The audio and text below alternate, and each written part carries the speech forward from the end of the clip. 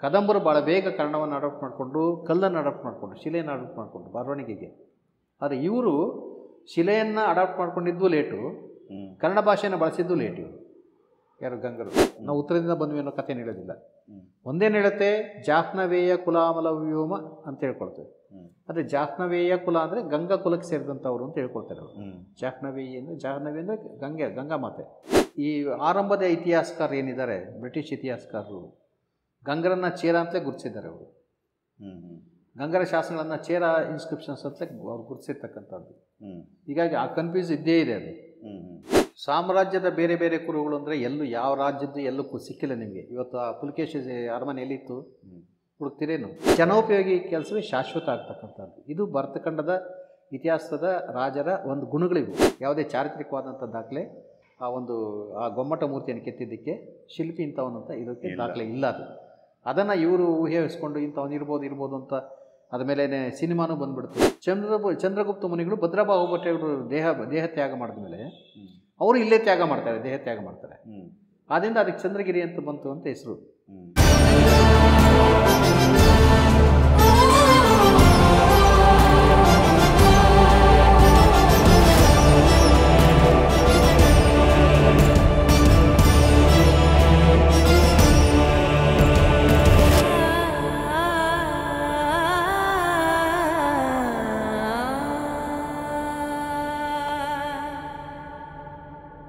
Sir, ಅದೇ ಒಂದು ಸಾಂಸ್ಕೃತಿಕ ಇತಿಹಾಸ ಶಾಸನಗಳ ಬಗ್ಗೆ ಮಾತಾಡಿದ್ವಿ, ಮತ್ತು ಭಾಷೆ ಮತ್ತು ಲಿಪಿಗಳ ವಿಕಾಸದ ಬಗ್ಗೆ ಒಂದಷ್ಟು ವಿಚಾರಗಳನ್ನು ಮಾತಾಡಿದ್ವಿ.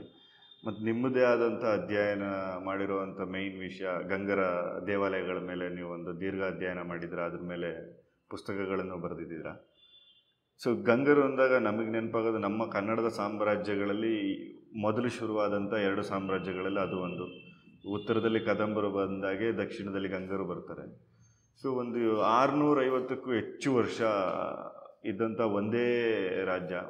ಕನ್ನಡದ ಒಂದು 1000 ವರ್ಷದ ಇತಿಹಾಸನ ನಾವು ಹೇಳ್ತೀವಿ ಅಂತ ಹೋದರೆ ಅದರಲ್ಲಿ ನಮಗೆ ಸಿಗುವಂಥ ಗಂಗರು ಕದಂಬರ ಜೊತೆಗೆ ಸಾಮಂತರಾಗಿದ್ದರಿಂದ ಹಿಡಿದು ಚಾಳುಕ್ಯರ ಜೊತೆ ಸಾಮಂತರಾಗಿದ್ದರಿಂದ ರಾಷ್ಟ್ರಕೂಟರವರೆಗೂ ಅವರು ಸಾಮಂತರಾಗಿ ಕಲ್ಯಾಣಿ ಚಾಳುಕ್ಯರ ತತ್ತರದವರೆಗೂ ಅವರ ಸಂಪರ್ಕನ ನಾವು ನೋಡ್ಕೊಂಬರ್ತೀವಿ.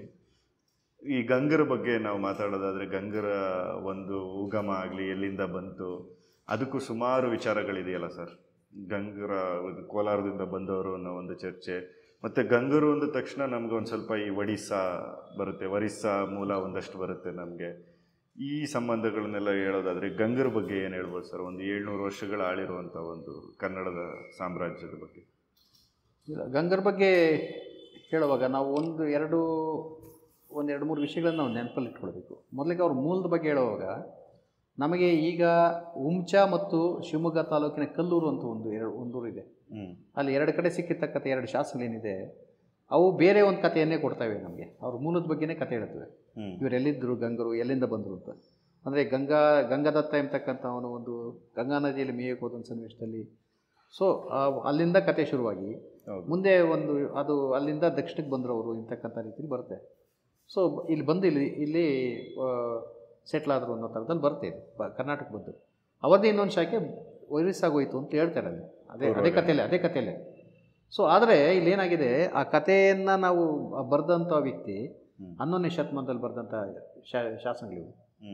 11ನೇ ಶತಮಾನದಲ್ಲಿ ರಚಿತವಾದಂಥ ಒಂದು ಶಾಸನಗಳಲ್ಲಿ ಈ ಕತೆ ಬರ್ತಕ್ಕಂಥದ್ದು. ಇವರೆಲ್ಲರೂ ಕೂಡ ಉತ್ತರ ಭಾರತದಿಂದ ಬಂದರು, ಉತ್ತರದಿಂದ ಗಂಗಾ ನದಿ ತೀರದಿಂದ ಬಂದರು.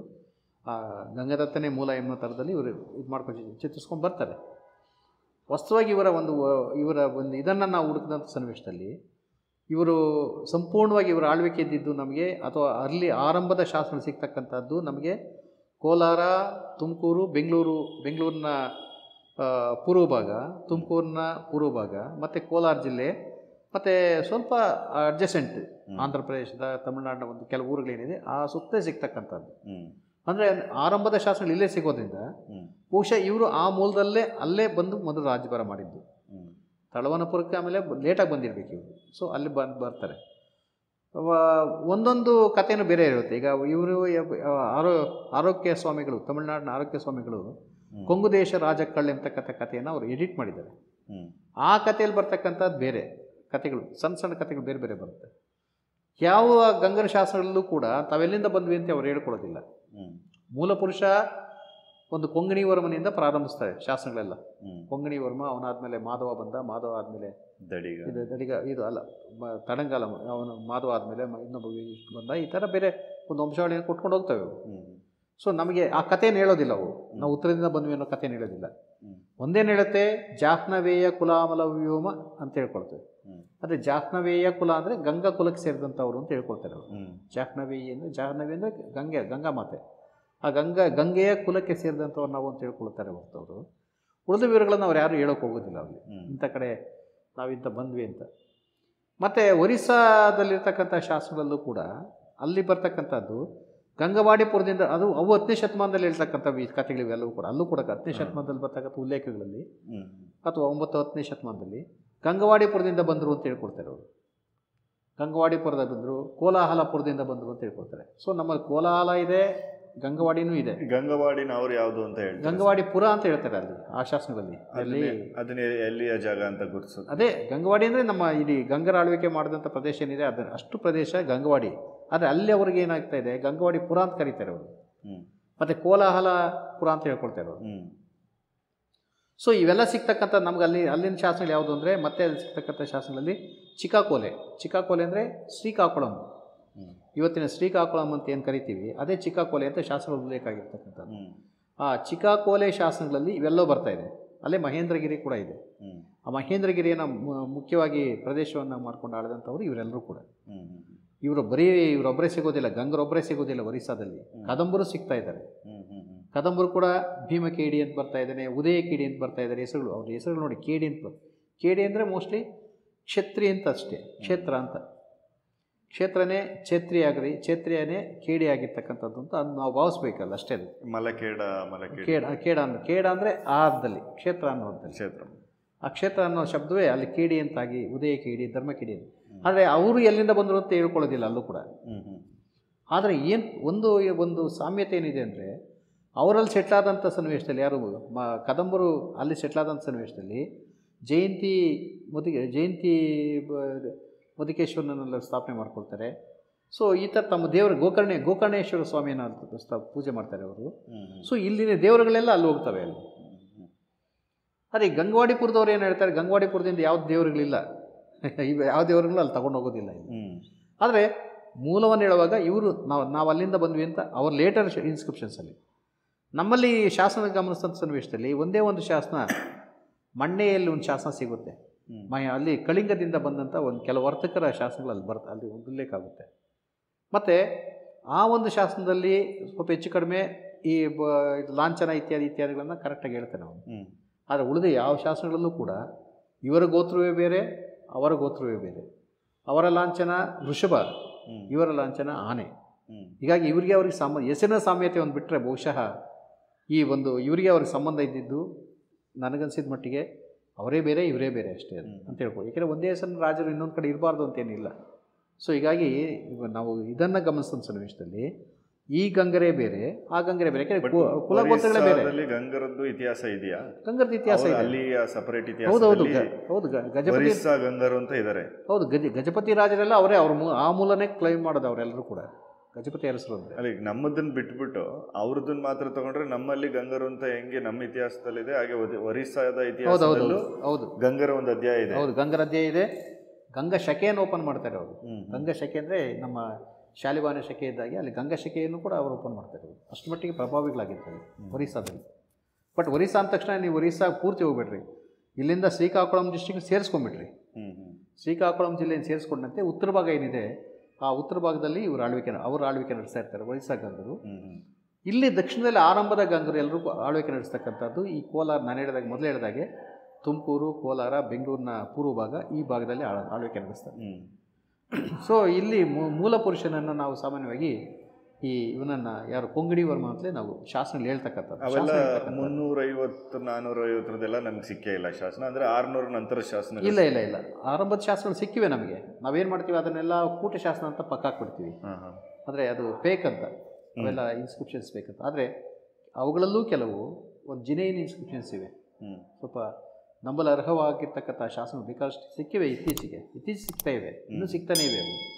ಸೊ ಇಂಥ ಸನ್ನಿವೇಶದಲ್ಲಿ ನಾವು ಗಂಗರ ಒಂದು ಆರಂಭವನ್ನು ಕೊಂಗಣಿ ವರ್ಮನಿಂದ ಆರಂಭಿಸ್ತೀವಿ. ಏಕೆಂದರೆ ಎಲ್ಲ ಶಾಸನಗಳು ಆರಂಭ ಆಗ್ತಕ್ಕಂಥದ್ದು ಕೊಂಗಣಿ ವರ್ಮ ಧರ್ಮ ಮಹಾದಿರಾಜ ಅಂತ ಹೇಳ್ತಕ್ಕಂಥದ್ದು.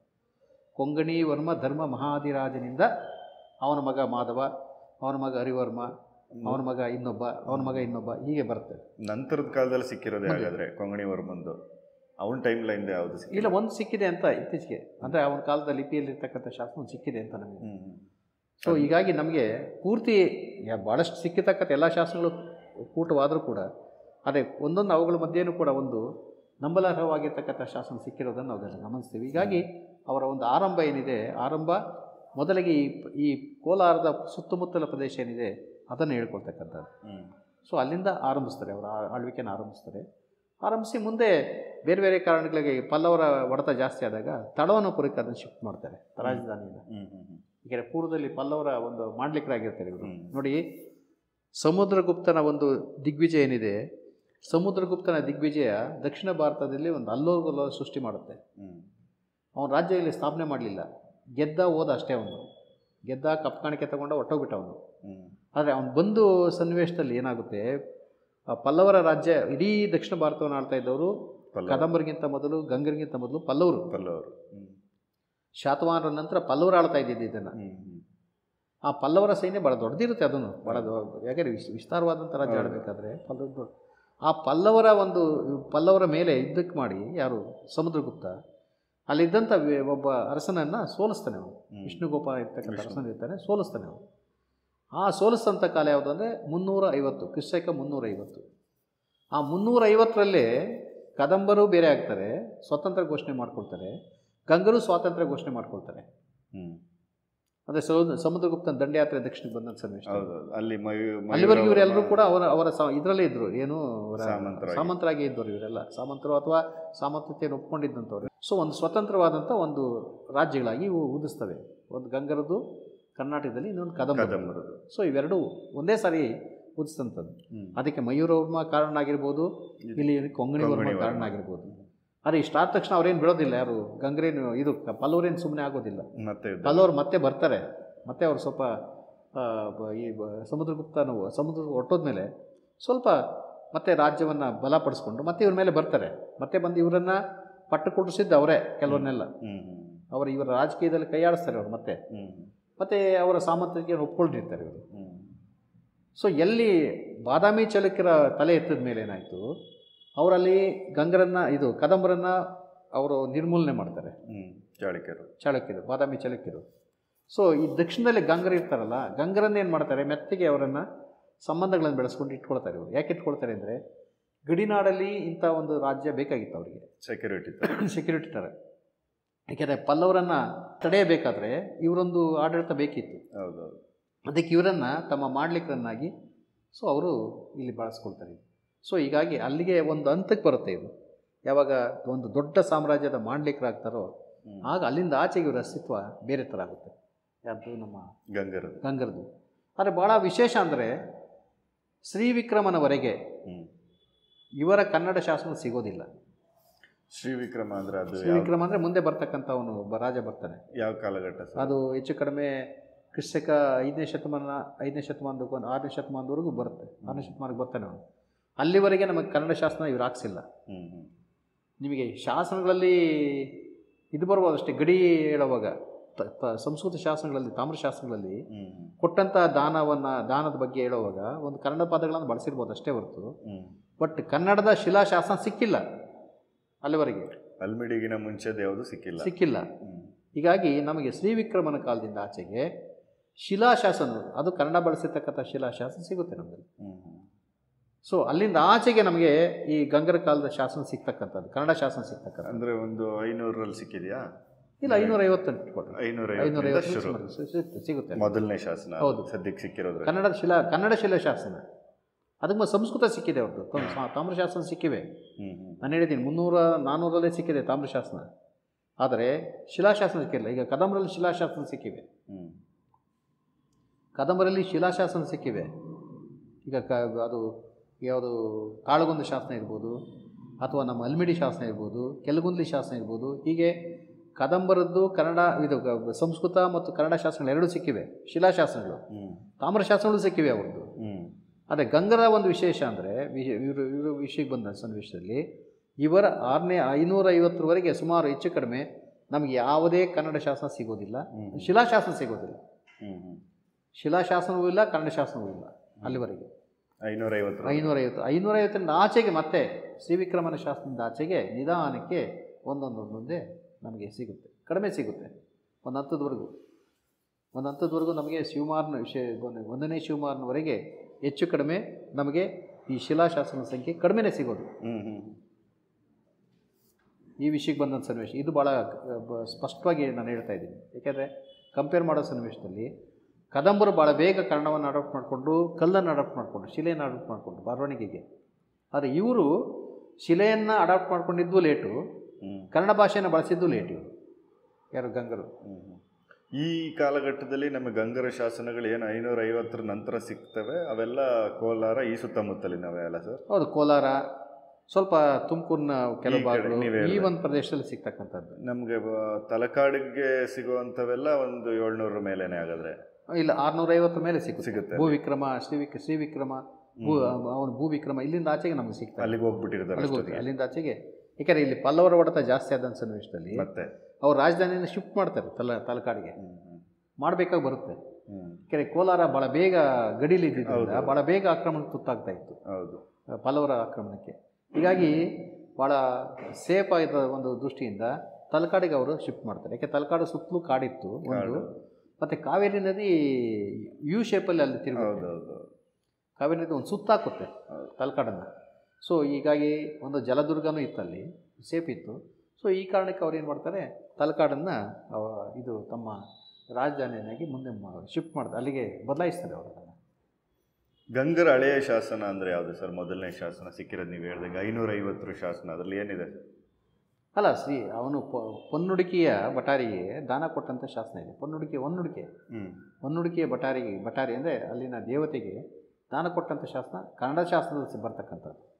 ಅದಕ್ಕೆ ಮೊದಲು ನಮಗೆ ಸಂಸ್ಕೃತ ಶಾಸನ ಸಿಕ್ಕಿವೆ. ಸಂಸ್ಕೃತ ಶಾಸನಗಳಲ್ಲಿ ಭಾಳಷ್ಟು ಸಂಸ್ಕೃತ ಶಾಸನಗಳೆಲ್ಲವೂ ಕೂಡ ಬ್ರಾಹ್ಮಣರು ದಾನ ಕೊಟ್ಟಿರ್ತಕ್ಕಂಥದ್ದು. ತಾಮ್ರದ ಶಾಸನ, ಹೌದು. ಅದಕ್ಕೆ ತಾಮ್ರ ಶಾಸನಗಳೆಲ್ಲವೂ ಎಲ್ಲ ಶಾಸನಗಳು ಬರ್ತಕ್ಕಂಥ ವಿಷಯ ಅಂದರೆ ಒಬ್ಬ ವೇದಗಳನ್ನು ಅಧ್ಯಯನ ಮಾಡಿದಂಥ, ಯಾವುದೋ ಒಂದು ವೇದಗಳನ್ನು ಅಧ್ಯಯನ ಮಾಡಿದಂಥ ಅಥವಾ ಚತುರ್ವೇದಗಳನ್ನು ಅಧ್ಯಯನ ಮಾಡಿದಂಥ ಬ್ರಾಹ್ಮಣರಿಗೆ ಕೊಟ್ಟಿರ್ತಕ್ಕಂಥ ದಾನನೇ ಬರ್ತಕ್ಕಂಥದ್ದು ಶಾಸನ. ಇದು ತಾಮ್ರ ಶಾಸನದಲ್ಲಿ, ಸಂಸ್ಕೃತದಲ್ಲಿ. ಅದಕ್ಕೆ ಕನ್ನಡ ಶಾಸನ ಬಂದಂಥ ಸನ್ನಿವೇಶದಲ್ಲಿ, ಕನ್ನಡ ಶಾಸನ ಶಿಲಾಶಾಸನ ಬಂದಾಗ ಅದು ಭಿನ್ನವಾಗಿ ಬರುತ್ತೆ. ಆವಾಗ ಆ ವಿಷಯ ಅದು ಬರ್ತಕ್ಕಂಥದ್ದು ಸ್ಥಳೀಯವಾಗಿ ಇದ್ದಂಥ ದೇವತೆಗೆ ಅಥವಾ ಇನ್ನೊಬ್ಬರಿಗೆ ದೇವರಿಗೆ ದಾನ ಕೊಟ್ಟಂಥ ವಿಷಯವನ್ನು ಅಲ್ಲಿ ಹೇಳ್ತಾನೆ. ಪೊನ್ನುಡಿಕೆಯ ಬಟಾರಿಗೆ ದಾನ ಕೊಟ್ಟಂಥ ಒಂದು ಉಲ್ಲೇಖ ಆ ಶಾಸ್ತ್ರ ಬರುತ್ತೆ. ಅದಕ್ಕೆ ಅವನು ಶ್ರೀವಿಕ್ರಮ ಒಂದು ಕೆಲವು ಇದನ್ನು ತೆರಿಗೆ ರಹಿತವನ್ನು ಬಿಡ್ತಾನೆ ಆ ಊರಿಗೆ. ಸೊ ಈ ವಿಷಯ ಹೇಳ್ತಕ್ಕಂಥದ್ದು ಇದು ಮೊದಲನೇ ಶಾಸನ. ಮೊದಲೇ ಶಿಲಾಶಾಸನ ಕನ್ನಡದಲ್ಲಿ ಬಳಕೆ. ಹೌದು, ಕನ್ನಡ ಬರೆದಿರ್ತಕ್ಕಂಥ ಶಾಸನ. ಪೊನ್ನುಡಿಕೆಯ ಬಟಾರಿಗೆ ಬಿಟ್ಟಂಥ ಒಂದು ಶಾಸನ. ಹೊನ್ನುಡಿಕೆ ಇವತ್ತಿಗೂ ಇದೆ. ಹೊನ್ನುಡಿಕೆ ಅಲ್ಲಿದ್ದಂಥ ಜಲಗಾರ ದೀಪದ ಹತ್ರ ಸಿಕ್ಕಿರ್ತಕ್ಕಂಥ ಒಂದು ಶಾಸನ. ಈಗ ನಮಗಲ್ಲಿ ಕದಂಬರನ್ನ ಚುಟುಗಳಿಂದ ಕದಂಬರಾದರು ಅಂದಂಗೆ ಇಲ್ಲಿ ಈ ಜಾಗದಲ್ಲಿ ಆ ಸಂದರ್ಭದಲ್ಲಿ ಯಾರು ಪುನ್ನಾಡ ದೊರೆಗಳು ಅಂತ ಇರ್ತಾರಲ್ಲ ಸರ್, ಅವ್ರದ್ದು ಏನಾದ್ರು? ಇಲ್ಲ, ಪುನ್ನಾಡನವ್ರಿಗೂ ಚುಟುಗಳಿಗಾಗಲಿ ಅಥವಾ ಕದಂಬರಿಗಾಗಲಿ ಸಂಬಂಧ ಇಲ್ಲ. ಚುಟುಗಳಿಂದ ಕದಂಬರು ಬರಲಿಲ್ಲ. ಕದಂಬರಿಗಿಂತ ಮೊದಲು ಆಳ್ವಿಕೆ ನಡೆಸ್ತಾ ಇದ್ದಂಥವ್ರು ಚುಟುಗಳಲ್ಲಿ ಆ ಪ್ರದೇಶದಲ್ಲಿ. ಯಾಕೆಂದರೆ ಇವರು ಬ್ರಾಹ್ಮಣರು, ಇವರು ಯಾರು ಕದಂಬರು ಸ್ಪಷ್ಟವಾಗಿ ಹೇಳ್ಕೊಂಡಿದ್ದಾರೆ. ನಾವು ಬ್ರಾಹ್ಮಣರು ಅಂತ ಹೇಳ್ಕೊಂಡ್ಬಿಟ್ಟಿದ್ವಿ, ಅವರೇ ಹೇಳ್ಕೊಂಡ್ಬಿಟ್ಟಿದ್ದಾರೆ. ಶರ್ಮ ಅನ್ನೋದನ್ನು ಮಯೂರ ಹೇಳ್ಕೊಳ್ತಾನೆ. ಶರ್ಮ ಅಂತ ಇಟ್ಕೊಂಡಿದ್ದೆ, ಒಂದೇ ಕ್ಷಾತ್ರವನ್ನು ಕೈ ಹಿಡಿದ ಮೇಲೆ ವರ್ಮ ಅಂತ ಅವ್ರ ಕಥೆಗಳು ಹೇಳ್ತವೆ. ಅವರ ಒಂದು ಇದರಲ್ಲೇ ದಾಖಲೆ ಆಗಿದೆ ಅದೆಲ್ಲ. ಆದರೆ ಚುಟುಗಳೇ ಬೇರೆ. ಚುಟುಗಳು ಅವ್ರಿಗಿಂತ ಮೊದಲಿದ್ದಂಥವ್ರು. ಅದೇ ಅವ್ರು ವಹಿಸ್ಕೊಟ್ರು ಕದಂಬರಿಗೆ. ವಹಿಸ್ಕೊಟ್ಟಿದ್ದಕ್ಕೆ ಅದಕ್ಕೇನು ದಾಖಲೆ ಏನಿಲ್ಲ. ವಹಿಸ್ಕೊಟ್ರು ಅಂತೇನಿಲ್ಲ. ಆಗ ಅನ್ಕೋಬೋದು. ಇಲ್ಲ ಆ ಥರ ಅಂದ್ಕೊಡೋಗೂ ಇಲ್ಲ. ಯಾಕೆಂದರೆ ಅದು ದಾಖಲೆ ಇಲ್ಲ. ಸ್ಪಷ್ಟವಾಗಿ ಒಂದು ಸಣ್ಣ ರಾಜ್ಯವನ್ನು ಸ್ಥಾಪನೆ ಮಾಡ್ತಾರೆ. ಆ ರಾಜ್ಯದ ಸ್ಥಾಪಕರಾಗಿ ಅವರು ಮುಂದುವರಿತಾರೆ. ಯಾರು? ಕದಂಬರು. ಮುಂದೆ ಬ್ರಾಹ್ಮಣತ್ವವನ್ನು ಬಿಡ್ತಾರೆ, ಕ್ಷಾತ್ರವನ್ನು ತೆಗೆದುಕೊಳ್ತಾರೆ ಅಂತ ಅವರೇ ಹೇಳ್ಕೊಂಡಿದ್ದಾರೆ. ಅದನ್ನು ನೀನು ಹೊಸದಾಗಿ ಹೇಳ್ಬೇಕಾದ್ರೆ ನಾವು ಹೇಳ್ಬೇಕಂತಿಲ್ಲ ಅದು. ಸೊ ಚುಟುಗಳು ಅವ್ರಿಗೆ ಬಿಟ್ಕೊಡ್ಲಿಲ್ಲ. ಚುಟುಗಳು ವೀಕ್ ಆದರೂ ಇವರು ಸ್ಟ್ರಾಂಗ್ ಆದ್ರು ಅಷ್ಟೇ. ಬಟ್ ಆ ರಾಜಧಾನಿ ಅದೇ. ಚುಟುಗಳಿಗೆ ಯಾವ ರಾಜಧಾನಿ ಇತ್ತು ಅದೇ ರಾಜಧಾನಿ, ಬನವಾಸಿಯಲ್ಲಿ ಇವರು ರಾಜಧಾನಿ ಮಾಡ್ಕೊಳ್ತಾರೆ. ಶಾತವಾಹನರ ಕಾಲದಲ್ಲೂ ಪ್ರಮುಖವಾದಂಥ ಪಟ್ಟಣ ಇದು ಯಾವುದು ಜಯಂತಿಪುರ ಅಂತ, ವೈಜಯಂತಿಪುರ ಅಂತ. ಆ ವೈಜಯಂತಿಪುರವನ್ನು ಇವರು ಮುಂದುವರಿಸ್ತಾರೆ ಅಷ್ಟೇ. ಇಲ್ಲಿ ಪುನ್ನಾಡ ದೊರೆಗಳು, ಪುನ್ನಾಡು ಇಲ್ಲಿ ಹೆಗ್ಗಡದೇವನಕೋಟೆ ತಾಲೂಕಲ್ಲಿ ಬರ್ತಕ್ಕಂಥದ್ದು ಪುನ್ನಾಡು. ಹೆಗ್ಗಡದೇವನಕೋಟೆ ಕಬಿನಿ ತೀರದಲ್ಲಿ, ಕಬಿನಿ ತೀರ ಏನಿದೆ, ಕಬಿನಿ ನದಿಯ ಪ್ರದೇಶದಲ್ಲಿ ಬರ್ತಕ್ಕಂಥದ್ದು ಪುನ್ನಾಡಿದು. ಪುನ್ನಾಡಿಗೂ ಇವು ಕದಂಬರಿಗೂ ಸಂಬಂಧ ಇಲ್ಲ. ಮುಂದೆ ಯಾವುದೋ ಒಂದು ಸಂಬಂಧ ಮ್ಯಾಟ್ರಿಮೋನಿಯಲ್ ಸಂಬಂಧ ಬೆಳೆಸೋಕೆ ಹೋಗ್ತಾರೆ ಅಲ್ಲಿ. ಆದರೆ ಕದಂಬರ ಜೊತೆಯಲ್ಲಿ ಅವರು ಇದು ವೈವಾಹಿಕ ಸಂಬಂಧ ಬೆಳೆಸ್ತಾರೆ. ವೈವಾಹಿಕ ಸಂಬಂಧ ಬೆಳೆಸೋದ್ರ ಮೂಲಕ ಮುಂದೆ ರಾಷ್ಟ್ರವರ್ಮನ ಕಾಲದಲ್ಲಿ ಬಹುಶಃ ಅವನ ಮಕ್ಕಳಿರೋದಿಲ್ಲ, ಅದು ದುರ್ವಿನೀತನ ಒಂದು ಇದಕ್ಕೆ ಬಂದ್ಬಿಡುತ್ತೆ. ಸೊ ಅವನ ಒಂದು ವಶಕ್ಕೆ ಆ ರಾಜ್ಯ ಬಂದ್ಬಿಡುತ್ತೆ. ಪುನ್ನಾಡು ಅವನಿಗೆ ಸೇರ್ಕೊಂಡ್ಬಿಡುತ್ತೆ ಅವನ ಕಾಲಕ್ಕೆ. ಸೊ ಈಗ ಪುನ್ನಾಡು ಮುಂದೆ ಕ್ರಿಸ್ತಕ 6-7ನೇ ಶತಮಾನಕ್ಕೆ ತನ್ನ ಅಸ್ತಿತ್ವ ಕಳ್ಕೊಂಡ್ಬಿಡುತ್ತೆ. ಅದು ಇದರಲ್ಲಿ ವಿಲೀನವಾಗಿಬಿಡುತ್ತೆ. ಓಕೆ. ಯಾವುದರಲ್ಲಿ ನಮ್ಮ ಇದರಲ್ಲಿ ಮುಂದೆ ಅದಕ್ಕೆ ಆ ಪ್ರದೇಶಕ್ಕೆ ಬೇರೆ ಹೆಸರು ಬಂದ್ಬಿಡುತ್ತೆ. ವೈನಾಡು ಅಂತ ಬಂದ್ಬಿಡುತ್ತೆ, ಬಯಲ್ನಾಡು ಅಂತ ಬಂದ್ಬಿಡುತ್ತೆ. ಅದಕ್ಕೆ ಆ ಪ್ರದೇಶಕ್ಕೆ ಪುನ್ನಾಡು ಅನ್ನೋ ಪದ ಇರೋದಿಲ್ಲ. ಇದು ಯಾವುದು ಬಯಲ್ನಾಡು, ವೈನಾಡು ಅಂತ ಹೆಸರು ಬಂದ್ಬಿಡುತ್ತೆ. ಈಗಿನ ವೈನಾಡು ಪ್ರದೇಶನ ಏರಿಯಾನೇ ಅದು ಪುನ್ನಾಡು ಅಂತ ಇದ್ದಿದ್ದು ಮೊದಲಿಗೆ. ಓಕೆ. ನಮ್ಮ ಗಂಗರಿಗೂ ಮತ್ತು ಚೇರ ತಮ್ಮ ಕೇರಳದ ಸಾಮ್ರಾಜ್ಯ ಇದ್ದಿದ್ದು ಅವ್ರದ್ದು ಅದು ಒಂದೇನಾ ಸರ್ ಗುರ್ಸ್ಕೊಂಡಿರೋದು? ನಾವು ಈ ಆರಂಭದ ಇತಿಹಾಸಕಾರರು ಏನಿದ್ದಾರೆ, ಬ್ರಿಟಿಷ್ ಇತಿಹಾಸಕಾರರು ಗಂಗರನ್ನು ಚೇರ ಅಂತಲೇ ಗುರುತಿಸಿದ್ದಾರೆ ಅವರು. ಗಂಗರ ಶಾಸನಗಳನ್ನು ಚೇರ ಇನ್ಸ್ಕ್ರಿಪ್ಷನ್ಸ್ ಅಂತಲೇ ಅವ್ರು ಗುರುತಿಸಿರ್ತಕ್ಕಂಥದ್ದು. ಹೀಗಾಗಿ ಆ ಕನ್ಫ್ಯೂಸ್ ಇದ್ದೇ ಇದೆ. ಅದು ಇವರೇ ಚೇರರ ಅವ್ರ ಚೇರರ ಅನ್ನೋದು ಒಂದು. ಇವರೆಲ್ಲೂ ತಮ್ಮನ್ನು ಚೇರ ಅಂತ ಹೇಳ್ಕೊಳ್ಳಿಲ್ಲ. ಚೇರ ಎಂಬತಕ್ಕಂಥದ್ದು ಕೇರಳ ಎಂಬತಕ್ಕಂಥ ಶಬ್ದದಿಂದ ಬಂದಿರತಕ್ಕಂಥದ್ದು ಅಷ್ಟೇ. ಅದು ಅಶೋಕನ ಶಾಸನಗಳಲ್ಲಿ ಕೇರಳ ಪುತ ಅಂತಲೇ ಬರುತ್ತೆ. ಅಲ್ಲಿ ಅಶೋಕನ ಶಾಸನಗಳಲ್ಲಿ, ಅಶೋಕ ಮೌರ್ಯನ ಶಾಸನದಲ್ಲಿ ಗಡಿಯ ಪ್ರಾಂತ್ಯವಾಗಿತ್ತು ಅಂತ ಹೇಳ್ತಾನೆ ಅವನು, ಕೇರಳ ಪುತ ಅಂತ ಹೇಳ್ತಾನೆ. ಸೊ ಅಂದರೆ ಅವನ ಕಾಲಕ್ಕೆ ಇನ್ನೂ ಕಕಾರ ಇತ್ತದು. ಮುಂದೆ ಅದು ಚೇರ ಅಂತ ಇದಾಯಿತು. ಕಕಾರ ಅದನ್ನೇ ಹೇಳಿದ್ದು ತಾಲವೀಕರಣ ಆಗ್ತಕ್ಕಂಥದ್ದು ಅಂತ. ತಾಲವೀಕರಣ ಅಂದಾಗ ಕೈ ಕನ್ನಡದಲ್ಲಿದೆ, ಅದೇ ತಮಿಳು ಮತ್ತು ಇದರಲ್ಲಿ ಚೈ ಆಗುತ್ತೆ. ಅದು ತಾಲವೀಕರಣ ಅಂತ ಹೇಳ್ತೀವಿ ಅದನ್ನು. ಸೊ ಅದಾಗಿದ್ದು ನೋಡಿ, ಅದನ್ನೇ ದಾಖಲೆ ನಾವು ತಗೊಳ್ಳೋದು, ದಾಖಲೆ ತೆಗೆದುಕೊಂಡಾಗ ಅಂದರೆ 2300 ವರ್ಷಗಳ ಹಿಂದೆ ಕಕಾರವೇ ಬಳಸ್ತಾ ಇದ್ರು ಅದನ್ನು. ಸೊ ಕಕಾರ ಮುಂದೆ ಈ ತಮಿಳು, ತೆಲುಗು ಮತ್ತು ಮಲಯಾಳದಲ್ಲಿ ಈ ಗಕಾರವಾಗಿ ಇದು ಚಕಾರವಾಗಿ ಬದಲಾವಣೆ ಆಗಿಬಿಡುತ್ತೆ. ಸೊ ಅದಕ್ಕೆ ಚೈ ಅನ್ನೋದು ಚೇರ ಅನ್ನೋ ಥರದಲ್ಲಿ. ಹೀಗಾಗಿ ಬಹುಶಃ ಅವ್ರಿಗೂ ನಮಗೆ ಯಾವ ಸಂಬಂಧನೂ ಇಲ್ಲ. ಅವರ ನಾಣ್ಯಗಳು ಇಲ್ಲಿ ಸಿಕ್ಕಿಲ್ಲ, ಇಲ್ಲಿ ನಾಣ್ಯಗಳು ಸಿಕ್ಕಿಲ್ಲ ನಮ್ಮಲ್ಲಿ. ಬಟ್ ಅವರು ಎಲ್ಲ ರಾಜ್ಯಗಳ ಜೊತೆ ಸಾಮಂತರುಗಳು ಅಲ್ಲಿ ತಳಗಡೆ ಅದು ಘಟ್ಟ ಇದ್ದಿಂದ ಘಟ್ಟದ ಮೇಲ್ಗಡೆ ಬರಲಿಲ್ಲ ಅವರು. ಇವ್ರು ಯಾರು ಅವ್ರ ಮೇಲೆ ಯುದ್ಧಕ್ಕೂ ಹೋಗಲಿಲ್ಲ. ಯಾಕೆಂದರೆ ಯುದ್ಧಕ್ಕೆ ಹೋಗತಕ್ಕಂಥ ಸನ್ನಿವೇಶನೂ ಬರಲಿಲ್ಲ ಇವರಿಗೆ. ಇವರೇನಿದ್ರು ಪೂರ್ವದ ಕಡೆನೇ ಹೆಚ್ಚಿನ ಕಾನ್ಸಂಟ್ರೇಷನ್ ಮಾಡಿದ್ವಿ. ಕರ್ನಾಟಕದ ಪೂರ್ವ ಭಾಗ ಏನಿದೆ, ಪೂರ್ವದ ಕಡೆನೇ ಎಲ್ಲ ರಾಜ್ಯರ ಮೇಲೆ ಯುದ್ಧಕ್ಕೆ ಹೋಗ್ತಾ ಇದ್ದಿದ್ವಿ. ಸೊ ಹೆಸರಿಗೆ ತಲವನಪುರ ಇದ್ದರೂ ಕೂಡ ಸೊ ಕೋಲಾರ ಈ ಪ್ರದೇಶದಲ್ಲಿ ಹೆಚ್ಚಿಗೆ ಯುದ್ಧಗಳಾಗಿರ್ತಕ್ಕಂಥದ್ದು. ಗಂಗಾ ದೇವಾಲಯಗಳ ಬಗ್ಗೆ ನಾವು ನೋಡಿದಾಗ ಕಾವೇರಿ ತೀರದಲ್ಲಿರೋದು, ಆ ಮರಳೆಲ್ಲ ಮುಚ್ಕೊಂಡೋಗಿ ರೀಸೆಂಟಾಗಿ ಎಕ್ಸ್ಕವೇಟ್ ಆಗಿರೋದು, ಮತ್ತು ಆ ಶಾಪ ಮೈಸೂರು ಅರಸದ್ದು ಶಾಪ, ಈ ಅಲ್ಲಿದ್ದಂಥದ್ದು ತುಂಬ ಏನು ಅಷ್ಟೊಂದು ದೇವಸ್ಥಾನಗಳನ್ನು ಬಿಟ್ಟರೆ ಅಲ್ಲಿ ಸಾಮ್ರಾಜ್ಯದ ಬೇರೆ ಬೇರೆ ಕುರುಹುಗಳೇನಾದ್ರು ಸಿಕ್ಕಿದಾವ ಸರ್? ಸಾಮ್ರಾಜ್ಯದ ಬೇರೆ ಬೇರೆ ಕುರುಹುಗಳು ಅಂದರೆ ಯಾವ ರಾಜ್ಯದ್ದು ಎಲ್ಲೂ ಸಿಕ್ಕಿಲ್ಲ ನಿಮಗೆ. ಇವತ್ತು ಆ ಪುಲಕೇಶಿ ಅರಮನೆ ಎಲ್ಲಿತ್ತು ಹುಡುಕ್ತಿರೇನು? ಅಲ್ಲ, ಅರಮನೆಗಳು ಅಲ್ಲೆಲ್ಲ ಹೇಳಿದ್ದು ಸಾಮ್ರಾಜ್ಯದ ಕುರುಹುಗಳು ಅಂದಾಗ ನೀವು ಹೇಳಿದಾಗ ಕುರುಹುಗಳು ಅಂದರೆ ಅವ್ರು ಬಿಟ್ಟೋಗಿರ್ತಕ್ಕಂಥ ದೇವಸ್ಥಾನವನ್ನೇ. ನಾವಿರ್ತಕ್ಕಂಥ ಇಲ್ಲಿ ಭಾರತೀಯ ಇತಿಹಾಸದಲ್ಲಿ ಸ್ವಲ್ಪ ಭಾಳ ಪ್ರಾಚೀನವಾದ ಇತಿಹಾಸದಲ್ಲಿ ತಾನು ಎಂಬತಕ್ಕಂಥದ್ದು ಅಲ್ಲಿ ಕಡಿಮೆ ಇತ್ತು. ತಾನು ತನಗೆ ಎಂಬತಕ್ಕಂಥದ್ರ ಬಗ್ಗೆ ಅವರು ಹೆಚ್ಚಿಗೆ ಗಮನ ಕೊಟ್ಟಿರಲಿಲ್ಲ. ಅದಕ್ಕೆ ಅವ್ರು ಯಾರ ಅರಮನೆಗಳು ಇವತ್ತಿಗೂ ಉಳಿದು ಬರಲಿಲ್ಲ.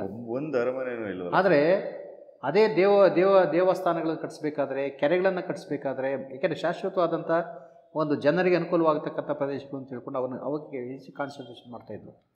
ಅವುಗಳನ್ನು ಶಿಲೆಗಳಲ್ಲಿ ಕಟ್ಟಿಸ್ತಾಯಿದ್ರು. ಈಗ ಅವು ಉಳ್ಕೊಂಡು ಬಂದಿವೆ, ಇವತ್ತಿಗೂ ಕೂಡ ಉಳ್ಕೊಂಡು ಬಂದಿರತಕ್ಕಂಥದ್ದು ಅವ್ರ ಕಾಂಟ್ರಿಬ್ಯೂಷನ್ಸ್ ಅಂದಾಗ ಅದೇ. ಈಗ ಚೋಳ ರಾಜಧಾನಿ ಇತ್ತು, ಹೌದು, ತಂಜಾವೂರು, ಅವ್ರನ್ನ ಮನೆಯಲ್ಲಿತ್ತು, ಯಾರಿಗೂ ಗೊತ್ತಿಲ್ಲ ಎಲ್ಲಿತ್ತು ಅಂತ ಗೊತ್ತಿಲ್ಲ. ಇವತ್ತು ಹುಡುಕ್ಬೇಕಷ್ಟೇ, ನಾವು ಹುಡುಕಿದ್ರೂ ಸಿಗೋದಿಲ್ಲ. ಸುಮ್ಮನೆ ಇದು ಒಂದು ಊಹೆ ಮೇಲೆ ಹೇಳ್ಬೇಕಷ್ಟೇ ನಾವು. ಅಲ್ಲ, ಒಂದು ಉದಾಹರಣೆ ನಾನು ಕೊಡ್ತಾ ಇದ್ದೀನಿ. ಹೌದು, ನಿಜ. ಆದರೆ ಅವ್ನು ಕಟ್ಟಿಸಿರ್ತಕ್ಕಂಥ ದೇವಸ್ಥಾನ, ಯಾಕೆಂದರೆ ಅದು ಶಾಶ್ವತ, ಜನಗಳು ಉಳಿಸ್ಕೊಂಡು ಹೋಗಿರ್ತಾರೆ. ಜನಗಳು ಬಿಡೇ ಅಲ್ಲ, ಅದು ಆ ಧರ್ಮ ಮತ್ತು ಆ ಇದಕ್ಕೆ ಸಂಬಂಧಪಟ್ಟಾಗಿರ್ತಕ್ಕಂಥ ಒಂದು ಕೊಟ್ಟಂಥ ಕೊಡುಗೆ ಏನಿದೆ ಅದು ಇರುತ್ತೆ. ಈಗ ಸುಮ್ಮನೆ ಒಂದು ಉದಾಹರಣೆ ಹೇಳ್ತೀನಿ. ಸೊಲ್ಲಾಪುರದಲ್ಲಿ ಸಿದ್ದರಾಮ ಇದ್ದ. ಸಿದ್ದರಾಮ ಒಂದು ಕೆರೆ ಕಟ್ಟಿಸ್ದ. ಒಂದು ದೇವಸ್ಥಾನ ಕಟ್ಟಿಸ್ತಾವನು ಸೊಲ್ಲಾಪುರದಲ್ಲಿ. ಇವತ್ತು ದೇವಸ್ಥಾನ ಇದೆ, ಕೆರೆ ಇದೆ, ಅವನೆಲ್ಲಿದ್ದ ಅಂತ ಗೊತ್ತಿಲ್ಲ. ಆದರೆ ಯಾವತ್ತು ಜನೋಪಯೋಗಿ ಅಂತ ಏನು ನಾವು ಹೇಳ್ತೀವಿ, ಅದು ಆ ಜನೋಪಯೋಗಿ ಕೆಲಸವೇ ಶಾಶ್ವತ ಆಗ್ತಕ್ಕಂಥದ್ದು. ಇದು ಭರತಖಂಡದ ಇತಿಹಾಸದ ರಾಜರ ಒಂದು ಗುಣಗಳಿವು. ತುಂಬ ಒಳ್ಳೆಯ ವಿಷಯ ಇದು. ಸೊ ಹೀಗಾಗಿ ಇಂಥ ಒಂದು ಜನೋಪಯೋಗಿ ಕೆಲಸ ಅವನು ಮಾಡಿರ್ತಾನೆ, ಅವನನ್ನು ಜನ ನೆನೆಸ್ಕೊಳ್ತಾರೆ. ಇದೆಂಥವ್ನು ಮಾಡಿದ್ದು. ಹೌದು, ಏಕೆಂದರೆ ನಾವು ಅದಕ್ಕೆ ಇಂಪಾರ್ಟೆನ್ಸ್ ಕೊಡ್ತಕ್ಕಂಥ. ನಿಮ್ಗೆ ಯಾರೇ ಬಂದರು ಉಪದೇಶ ಮಾಡಿದ್ರು ಇದು ಮಾಡಿದ ಆ ಉಪದೇಶಕನ ಯಾವತ್ತೂ ನೆನೆಸ್ಕೊಳ್ಳೋದು. ಅದೇ ಉಪದೇಶಕ ಒಂದು ಏನಾದರೂ ಒಂದು ಕೆರೆ ಕಟ್ಟಿಸಿದ್ರೆ ಅಥವಾ ದೇವಸ್ಥಾನ ಕಟ್ಟಿಸಿದ್ರೆ ಅದನ್ನು ನೆನೆಸ್ಕೊಳ್ತಾರೆ ಜನ. ಹೌದು ಹೌದು. ಸೊ ಅದರಿಂದ ಯಾರೂ ಈ ಥರ ತಮಗಾಗಿ ಅರಮನೆಗಳು ಕಟ್ಕೊಳ್ಳದೇ ಇದ್ದರೂ ಕೂಡ, ಅದೇ ತಾವು ದೇವರುಗಳಿಗಾಗಿ ಸಾರ್ವಜನಿಕರಿಗಾಗಿ ಕೊಳಗಳನ್ನು ಕಟ್ಟಿಸೋದು, ಕೆರೆಗಳನ್ನು ಕಟ್ಟಿಸ್ತಕ್ಕಂಥದ್ದು ಮತ್ತು ದೇವಾಲಯನ ಕಟ್ಟಿಸ್ತಕ್ಕಂಥ ಅವು ಶಾಶ್ವತವಾಗಿರ್ತಕ್ಕಂಥ ಒಂದು. ಅದಕ್ಕೆ ಅವು ಉಳ್ಕೊಂಬಂದಿವೆ. ತಲಕಾಡಲ್ಲಿ ಉಳಿದಿರ್ತಕ್ಕಂಥದ್ದು ಅವೇ ಇವತ್ತು. ಗಂಗರ ಅರಮನೆಯಲ್ಲಿ ಇತ್ತು ಗೊತ್ತಿಲ್ಲ ಅದು, ಆದರೆ ಅವ್ರು ಕಟ್ಟಿಸಿದಂಥ ಒಂದು ರಚನೆಗಳೇನಿದೆ ಅವು ಇವತ್ತು ಮರಳಲ್ಲಿ ಮುಚ್ಕೊಂಡಿವೆ ಅವು. ಹೌದು. ಯಾವಾಗ ಎಮ್ಮಿಗೆ ಪುರದ ಹತ್ರ ಒಂದು ಯಾವುದು ಮಾಧವ ಮಂತ್ರಿ ಅಣೆಕಟ್ಟು ಕಟ್ಟಿದ್ರು ವಿಜಯನಗರ ಕಾಲದಲ್ಲಿ, ಅಲ್ಲಿಂದ ಆಚೆಗೆ ಮರಳು ಡಿಪಾಸಿಟ್ ಆಗ್ತಾ ಬಂತಲ್ಲಿ. ಇದಕ್ಕೆ ಆ ಥರದ್ದೊಂದು ಕಾರಣನ? ಹೌದು, ಆ ಕಾಲಕ್ಕೆ ಅದು ಹೌದು. ಅವನ ಕಾಲ ವಿಜಯನಗರದ ಬಂತಿಕ ಇದು ಮಾಧವ ಮಂತ್ರಿ ದೇವರಾಯನ ಕಾಲದವನಲ್ಲ ಅವನು. ಈಗ ಅವನ ಕಾಲದಲ್ಲಿ ಕಟ್ಟಿಸಿದ ಸನ್ನಿವೇಶದಲ್ಲಿ ಏನಾಯಿತು, ನಿಧಾನಕ್ಕೆ ಮರಳೇನಾಯಿತು, ಮರಳು ಗಾಳಿಗೆ ಹೊಡ್ಕೊಂಡು ಬಂದು ನೀರು ಕೊರೆದು ಗಾಳಿ ಬಂದು ಗಾಳಿಯಲ್ಲಿ ಬಂದಿರ್ತಾರೆ, ಡೆಪಾಸಿಟ್ ಆಗ್ತಾ ಬಂತು. ಆ ಡೆಪಾಸಿಟ್ ಆಗ್ತಾ ಇತ್ತು ಇವ್ರ ಕಾಲದಲ್ಲಿ. ಯಾರದ ಕಾಲದಲ್ಲಿ? ವಿಜಯನಗರದ ಕೊನೆ ಕಾಲಕ್ಕೆ ಹೆಚ್ಚು ಕಡಿಮೆ ಒಂದಷ್ಟು ಹಂತಕ್ಕೆ ಬಂದ್ಬಿಟ್ಟಿತ್ತು, ಅದು ಹಾಳಾಗೋ ಕಾಲಕ್ಕೆ ಬಂದ್ಬಿಟ್ಟಿತ್ತು. ಊರು ಅಲ್ಲಿಂದ ಈ ಕಡೆ ಬರ್ತಾ ಇತ್ತು, ಇನ್ನು ಮೇಲ್ಗಡೆಗೆ ಮರಳನ್ನ ತುಂಬಿಕೊಂಡು. ಸೊ ಆ ಸನ್ನಿವೇಶದಲ್ಲಿ ಬಹುಶಃ ಆಯಮ್ಮ ಅಲಮೇಲು ಮಂಗಮ್ಮ ಆ ಶಾಪ ಕೊಟ್ಟಿರ್ಬೋದು. ಅಥವಾ ಆ ಘಟನೆಗೆ ಆ ಒಂದು ಕಥೆಯನ್ನು ಸಮೀಕರಣ ಮಾಡಿರ್ಬೋದು. ಸೊ ಹೀಗಾಗಿ ಅದು ಎಷ್ಟು ಮಟ್ಟಿಗೆ ಆಯಮ್ಮನ ಶಾಪ ಆಯಿತೋ ಗೊತ್ತಿಲ್ಲ, ಆದರೆ ಘಟನೆ ಅಂತ ಇದು. ಒಂದು ಡ್ಯಾಮ್ ಕಟ್ಟಿದಂಥ ಚೆಕ್ ಡ್ಯಾಮ್ ಕಟ್ಟಿದಾಗ ಸನ್ನಿವೇಶದಲ್ಲಿ ಕಾವೇರಿ ಎಣ್ಣೆ ಇವತ್ತೂ ಇದೆ. ಇವತ್ತಿಗೂ 106 ಎಕರೆಗೆ ಅದು ಫೀಡ್ ಮಾಡುತ್ತೆ ಮಾಧವ ಮಂತ್ರಿ ಅಣೆಕಟ್ಟು. ಅಂದರೆ ವಿಜಯನಗರ ಕಾಲದಲ್ಲಿ ಕಟ್ಟಿರ್ತಕ್ಕಂಥದ್ದು ಅದೇ ಇದೆ. ಹೌದೌದು, ಇವಾಗಲೂ ಇದೆ. ಸೊ ಹೀಗಾಗಿ 106 ಎಕರೆಗೆ ಅದು ಇವತ್ತಿಗೂ ಅದು ವ್ಯವಸಾಯಕ್ಕೆ ಅನುಕೂಲ ಆಗ್ತಾ ಇದೆ. ಅದು ಕಟ್ಟಿದಾಗ ಏನಾಯಿತು, ನೀರು ಕಡಿಮೆ ಆದಾಗ ಬೇಸಿಗೆ ಕಾಲದಲ್ಲಿ ಏನಾಯಿತು, ಗಾಳಿಗೆ ಒಡ್ಕೊಂಡು ಬರೋದು, ಇಲ್ಲ ಡಿಪಾಸಿಟ್ ಆಗೋದು. ಸೊ ಈಗಲೂ ಡಿಪಾಸಿಟ್ ಆಗ್ತಾನೆ ಇದೆ. ಅದೊಂದು ನ್ಯಾಚುರಲ್, ಒಂದು ಸಹಜವಾದಂಥ ಒಂದು ಪ್ರಕ್ರಿಯೆ ಆಗಿಬಿಡುತ್ತೆ ಈಗ ಅದು. ಸೊ ಹೀಗಾಗಿ ಅದೇನಾಗ್ತದೆ, ದಿಬ್ಬಗಳಾಗ್ತಾ ಬರುತ್ತೆ. ಸೊ ಆ ಒಂದು ದಿಬ್ಬನ ಇಟ್ಕೊಂಡು ಆ ಕಡೆ ಹೋಗಿ ಆಯಮ್ಮ ಬಿದ್ಲು ಸತ್ಲು ಇದು ಕತೆ ಕಟ್ಟಿ ಆ ಕತೆಗೆ ಪೂರಕವಾಗಿ ಇದನ್ನು ಟ್ಯಾಗ್ ಮಾಡಿದ್ದಾರೆ ಅಷ್ಟೇ. ಈ ಥರ ಶಾಪ ಹಾಕಿ ಅದು ಶಾಪದಿಂದ ಹಿಂಗಾಯಿತು ಅಂತ ಹೇಳ್ತಾರೆ. ಬಟ್ ಶಾಪಕ್ಕಿಂತ ಮುಖ್ಯವಾಗಿ ಮಾಧವ ಮಂತ್ರಿ ಕಟ್ಟಿದಂಥ ಅಣೆಕಟ್ಟೆನೇ ಭಾಳ ಮುಖ್ಯ, ಹೆಮ್ಮಿಗೆ ಅಣೆಕಟ್ಟು. ಸರಿ, ಗಂಗರು ಅಂದಾಗಲೇ ನಮಗೆ ಅವ್ರು ಜಾಸ್ತಿ ಅವ್ರಿಗೆ ಯಾವುದು ಸಮಂತರಾಗಿದ್ದರಿಂದ ತುಂಬ ದೊಡ್ಡ ದೊಡ್ಡ ಯುದ್ಧಗಳಲ್ಲಿ ಭಾಗಿಯಾಗಲಿಲ್ಲ ಅನಿಸುತ್ತೆ. ಬಟ್ ಹಂಗಾಗೇ ಅತಿ ಹೆಚ್ಚು ವರ್ಷ ಆಳಿರೋ ರಾಜರುಗಳು ನಮಗೆ ಗಂಗರಲ್ಲೇ ಸ್ವಲ್ಪ ಜಾಸ್ತಿ ಸಿಗೋದು ಅಂತ ಅನಿಸುತ್ತಲ್ಲ ಸರ್? ಒಂದು ದುರ್ವಿನೀತ ಇರ್ಬೋದು, ಶ್ರೀಪುರುಷ, ಇವರೆಲ್ಲ 50 ವರ್ಷಕ್ಕಿಂತ ಹೆಚ್ಚಿಗೆ ಆಳಿದ್ದಾರೆ ಅಂತ ಅಂತೀವಲ್ಲ. ಈ ರಾಜರುಗಳ ಬಗ್ಗೆ ಏನು ಹೇಳ್ಬೋದು ಸರ್ ಗಂಗರದು? ಯಾಕೆಂದರೆ ಸೌತ್ ಕರ್ನಾಟಕ ಇಷ್ಟು ಚೆನ್ನಾಗಿದೆ, ಇನ್ನೂ ಏನೂ ಡ್ಯಾಮೇಜ್ ಆಗ್ದಂಗೆ ಅನ್ನೋದಕ್ಕೆ ಅದು ಒಂದು ಕಾರಣ ಅಲ್ಲ ಸರ್? ಇಲ್ಲ, ಆ ಥರ ಆ ಭಾವನೆ ತಪ್ಪು. ದೊಡ್ಡ ರಾಜರ ಮೇಲೆ ಯುದ್ಧ ಮಾಡಲಿಲ್ಲ ಅಂತಕ್ಕಂಥದ್ದು ತಪ್ಪದು. ಏಕೆಂದರೆ ರಾಷ್ಟ್ರಕೂಟರನ್ನು ಎದುರಿಸ್ತಾರೆ ಇವರು. ಈಗ ಬಾದಾಮಿ ಚಾಲುಕ್ಯರ ಜೊತೆ ವೈವಾಹಿಕ ಸಂಬಂಧ ಬೆಳೆಸಿರ್ತಾರೆ. ಹೌದು. ಬಾದಾಮಿ ಚಾಲುಕ್ಯರನ್ನು ಅವರು ಮೂಲೆಗೆ ತಳ್ಳಿ ರಾಷ್ಟ್ರಕೂಟರು ತಾವು ಅಧಿಕಾರಕ್ಕೆ ಬಂದಂಥ ಸನ್ನಿವೇಶದಲ್ಲಿ ಇವರು ಅದನ್ನು ಒಪ್ಕೊಳ್ಳೋದಿಲ್ಲ, ಅವ್ರು ಮಾಡಲಿಕ್ಕೆ ಒಪ್ಕೊಳ್ಳೋದಿಲ್ಲ. ಆಗಿದ್ದವನು ಯಾರು? ಸ್ತ್ರೀಪುರುಷ ಆಗಿದ್ದವನು. ಸೊ ಸ್ತ್ರೀಪುರುಷ ಏನು ಮಾಡ್ತಾನೆ, ವಿರೋಧಿಸ್ತಾನೆ. ಅದನ್ನು ವಿರೋಧಿಸಿ ಭಾಳ ಎಷ್ಟು ವಿರೋಧಿಸ್ತಾನೆ ಅಂದರೆ ಸಿಕ್ಕಾಪಟ್ಟೆ ವಿರೋಧಿಸ್ತಾನೆ ಅವನು. ಸೊ ಕೊನೆಗೆ ಯುದ್ಧಗಳು ನಡೆಯುತ್ತೆ. ಯುದ್ಧಗಳಲ್ಲಿ ಅದಕ್ಕಾಗಿ ಏನು ಮಾಡ್ತಾನೆ ಅವನು, ತಾತ್ಕಾಲಿಕವಾಗಿ ತನ್ನ ಒಂದು ರಾಜಧಾನಿಯನ್ನು ಮಣ್ಣೆಗೆ ಶಿಫ್ಟ್ ಮಾಡ್ತಾನೆ. ಮಣ್ಣೆ ಅಂತ ಏನಿದೆ ಇವತ್ತು ನೆಲಮಂಗಲ ತಾಲೂಕಲ್ಲಿ, ಆ ಮಣ್ಣೆಗೆ ತಾತ್ಕಾಲಿಕವಾಗಿ ರಾಜಧಾನಿಯನ್ನು ಶಿಫ್ಟ್ ಮಾಡ್ತಾನೆ ಅವನು. ಒಂದು ತಾತ್ಕಾಲಿಕವಾಗಿ ಅಂದರೆ ಸೈನ್ಯವನ್ನು ಅಲ್ಲಿಟ್ಕೊಂಡು ಅಲ್ಲಿಂದ ಎದುರಿಸೋದಕ್ಕೆ ಸರೋಗುತ್ತೆ ಅಂತ. ಯಾಕೆಂದರೆ ರಾಷ್ಟ್ರಕೂಟರು ಬಂದುಬಿಟ್ಟಿದ್ರು ಅಷ್ಟೊತ್ತಿಗೆ ದಾಳಿಗೆ. ಸೊ ಇವನೇನು ಮಾಡ್ತಾನೆ, ತಲಕಾಡಿನಿಂದ ತನ್ನ ರಾಜಧಾನಿಯನ್ನು ಅಲ್ಲಿಗೆ ಶಿಫ್ಟ್ ಮಾಡ್ತಾನೆ. ಶಿಫ್ಟ್ ಮಾಡಿ ಅಲ್ಲಿಂದ ಅವನು ಹೋರಾಡ್ತಾನೆ. ಅವನು ಅಲ್ಲಿ ಇದ್ದುಕೊಂಡು ಮಣ್ಣೆಯಲ್ಲಿ ನೆಲಮಂಗಲ ಹತ್ರ ಇರ್ತಕ್ಕಂಥ ಮಣ್ಣೆ ಮುದ್ಲಿಂಗ್ನಲ್ಲಿ ಅಂತೇನಿದೆ, ಮುದ್ಲಿಂಗ್ನಲ್ಲಿ ಇರ್ತಕ್ಕಂಥ ಒಂದು ಮಣ್ಣೆಗೆ ಶಿಫ್ಟ್ ಮಾಡಿ ಅಲ್ಲಿಂದ ತನ್ನ ಸೈನ್ಯವನ್ನು ಎಲ್ಲ ಕಡೆ ನಡೆಸ್ತಕ್ಕಂಥದ್ದು ಮಾಡ್ತಾನೆ. ಅಂದರೆ ಕೋಲಾರದಲ್ಲಿ ತನ್ನ ಮಗನನ್ನು ಒಬ್ಬನನ್ನು ಇಡ್ತಾನೆ, ದುಗ್ಗುಮಾರ ಅಂತ ಇರ್ತಾನೆ, ಅವನನ್ನು ಇನ್ನೊಂದು ಕಡೆಗೆ ಇದು ಮಾಡ್ತಾನೆ. ವಿಜಯಾದಿತ್ಯನನ್ನು ಆಸಂದಿ ನಾಡಿಗೆ ಇದು ಮಾಡ್ತಾನೆ. ಅಂದರೆ ಎಲ್ಲ ಕಡೆ ಆಯ್ಕಟ್ಟು ಜಾಗದಲ್ಲಿಟ್ಟು ಇವನಿಲ್ಲಿ ಮಣ್ಣೆಯಲ್ಲಿ ಇರ್ತಾನೆ, ಇವನು ಎಲ್ಲ ನೋಡಿಕೊಂಡು. ಸೊ ರಾಷ್ಟ್ರಕೂಟರು ಅಂತ ದೊಡ್ಡ ರಾಜನ ಎದುರಿಸೋದು ಸಾಮಾನ್ಯವಾದಂಥ ಇದಲ್ಲ, ಇದು ಏನು ಘಟನೆ ಅಲ್ಲ ಅದು. ಸೊ ಹೀಗಾಗಿ ಆತ ಅನೇಕ ಪ್ರವೃತ್ತಿಗಳನ್ನು ಕರೀತಾನಂತೆ ತನ್ನ ಸಹಾಯಕ್ಕೆ ಬನ್ನಿ ಅಂತ. ಯಾರು ಇವನು ಶ್ರೀಪುರುಷ ಅನೇಕ ಪ್ರವೃತ್ತಿಗಳನ್ನು ಕರೆದ ಸನ್ನಿವೇಶದಲ್ಲಿ ಅವರೆಲ್ಲರೂ ಭಾಳಷ್ಟು ಜನ ಅವನ ಹೆಸರುಗಳು ಹೇಳ್ತಾನೆ. ದೊನ್ನಮಾರ, ರಾಜಾರಾಮಡು ಆಡ್ತಾ ಇದ್ದಂಥವನು, ಇನ್ನೊಬ್ಬನು ಎಲ್ಲರೂ ಬರ್ತಾರಂತೆ. ಆಮೇಲೆ ಇವರು ಚೋಳ, ಯಾವ ಚೋಳ, ನಿಡಿಗನ್ನ ಆಡ್ತಾ ಇದ್ದಂಥ ಚೋಳರು ಮತ್ತು ಬೇರೆ ಬೇರೆಯವರೆಲ್ಲರೂ ಬಂದು ಇವನ ಜೊತೆ ಸೇರಿಕೊಡ್ತಾರಂತೆ. ಸೊ ಇದನ್ನು ಅವನು ಪನ್ನೀರ್ವರ ದಂಡು ಅಂತ ಕರೆದಿರಿ ಶಾಸನಗಳಲ್ಲಿ. ಅಂದರೆ 12 ಜನ ಅರಸರು ಇವನಿಗೆ ಸಪೋರ್ಟಾಗಿ ನಿಂತ್ಕೊಡ್ತಾರೆ. ಯಾರಿಗೆ? ಶ್ರೀಪುರುಷನಿಗೆ. ಒಬ್ಬ ಮಾಡಲಿಕ್ಕೆ ಇರ್ಬೋದು ಇವನು, ಆದರೆ ಅವನು ಅಷ್ಟು ಜನ ಮಾಡಲಿಕ್ಕೆ ಒಟ್ಟಿಗೆ ಮಾಡಿಕೊಂಡು ರಾಷ್ಟ್ರಕೂಟರ ಮೇಲೆ ಯುದ್ಧಕ್ಕೆ ಹೋಗ್ತಾನೆ. ರಾಷ್ಟ್ರಕೂಟರ ಕಾಲದಲ್ಲೂ ಕೂಡ ಅವರೇನು ಸುಮ್ಮನೆ ಬರೋದಿಲ್ಲ. ಅವರು ಬಾಲಾದಿತ್ಯ ಅಂತಕ್ಕಂಥ ಒಂದು ನೇತೃತ್ವದಲ್ಲಿ ಸೊ ಎಲ್ಲ ಬರ್ತಾರೆ ಯುದ್ಧಕ್ಕೆ ಬಂದ ಸನ್ನಿವೇಶದಲ್ಲಿ. ಅಲ್ಲಿ ಅದು ಅವರು 8 ಜನ ಪ್ರವೃತ್ತಿ ರಾಜನ ಸೇರಿಸ್ಕೊಂಡು ಯುದ್ಧ ಶ್ರೀಪುರುಷನ ಕಾಲದಲ್ಲಿ ಆರಂಭ ಆದರೂ ಕೂಡ ಇದು ಹೆಚ್ಚು ಕಡಿಮೆ 100 ವರ್ಷ, 100 ವರ್ಷ ನಡೆಯುತ್ತೆ ಅವರ ರಾಷ್ಟ್ರಕೂಟರ ವಿರುದ್ಧ. ಇವರು ಯಾರು? ರಾಷ್ಟ್ರಕೂಟರಿಗೂ ಗಂಗರಿಗೂ ಶ್ರೀಪುರುಷನ ಕಾಲದಲ್ಲಿ ಆರಂಭ ಆಗಿದ್ದು. ಸುಮಾರು 3-4 ತಲೆಮಾರುಗಳು ಯುದ್ಧ ನಡೆಸ್ಕೊಂಡು ಹೋಗ್ತಾರೆ. ಅವರು ಒಪ್ಕೊಳ್ಳೋದಿಲ್ಲ ಅಷ್ಟು ಬೇಗ ಮಾಡ್ಲಿಕ್ಕತ್ತು ಅಂತ. ಕೊನೆಗೆ ಒಪ್ಕೊಂಡಿದ್ದು ಮತ್ತೆ ಮದುವೆಯ ಸಂಬಂಧಗಳೇ. ಅಮೋಘ ವರ್ಷ, ರಾಷ್ಟ್ರಕೂಟ ಅಮೋಘ ವರ್ಷ ತಾನು ಅಧಿಕಾರಕ್ಕೆ ಬಂದ ಮೇಲೆ ಅಧಿಕಾರದಲ್ಲಿದ್ದ ಸನ್ನಿವೇಶದಲ್ಲಿ ಗಂಗಾ ಇವನಿಗೆ ರಾಚಮಲ್ಲನ ತಮ್ಮನಿಗೆ ತನ್ನ ಮಗಳನ್ನು ಕೊಡೋದ್ರ ಮೂಲಕ ಅಲ್ಲಿಗೆ ರಾಷ್ಟ್ರಕೂಟ ಮತ್ತು ಗಂಗರ ಯುದ್ಧ ನಿಲ್ಲುತ್ತೆ. ಅದು ಸೆಟ್ಲ್ಮೆಂಟ್ ಆದಂಗೆ ಆಯ್ತು ಅಲ್ಲಿಗೆ.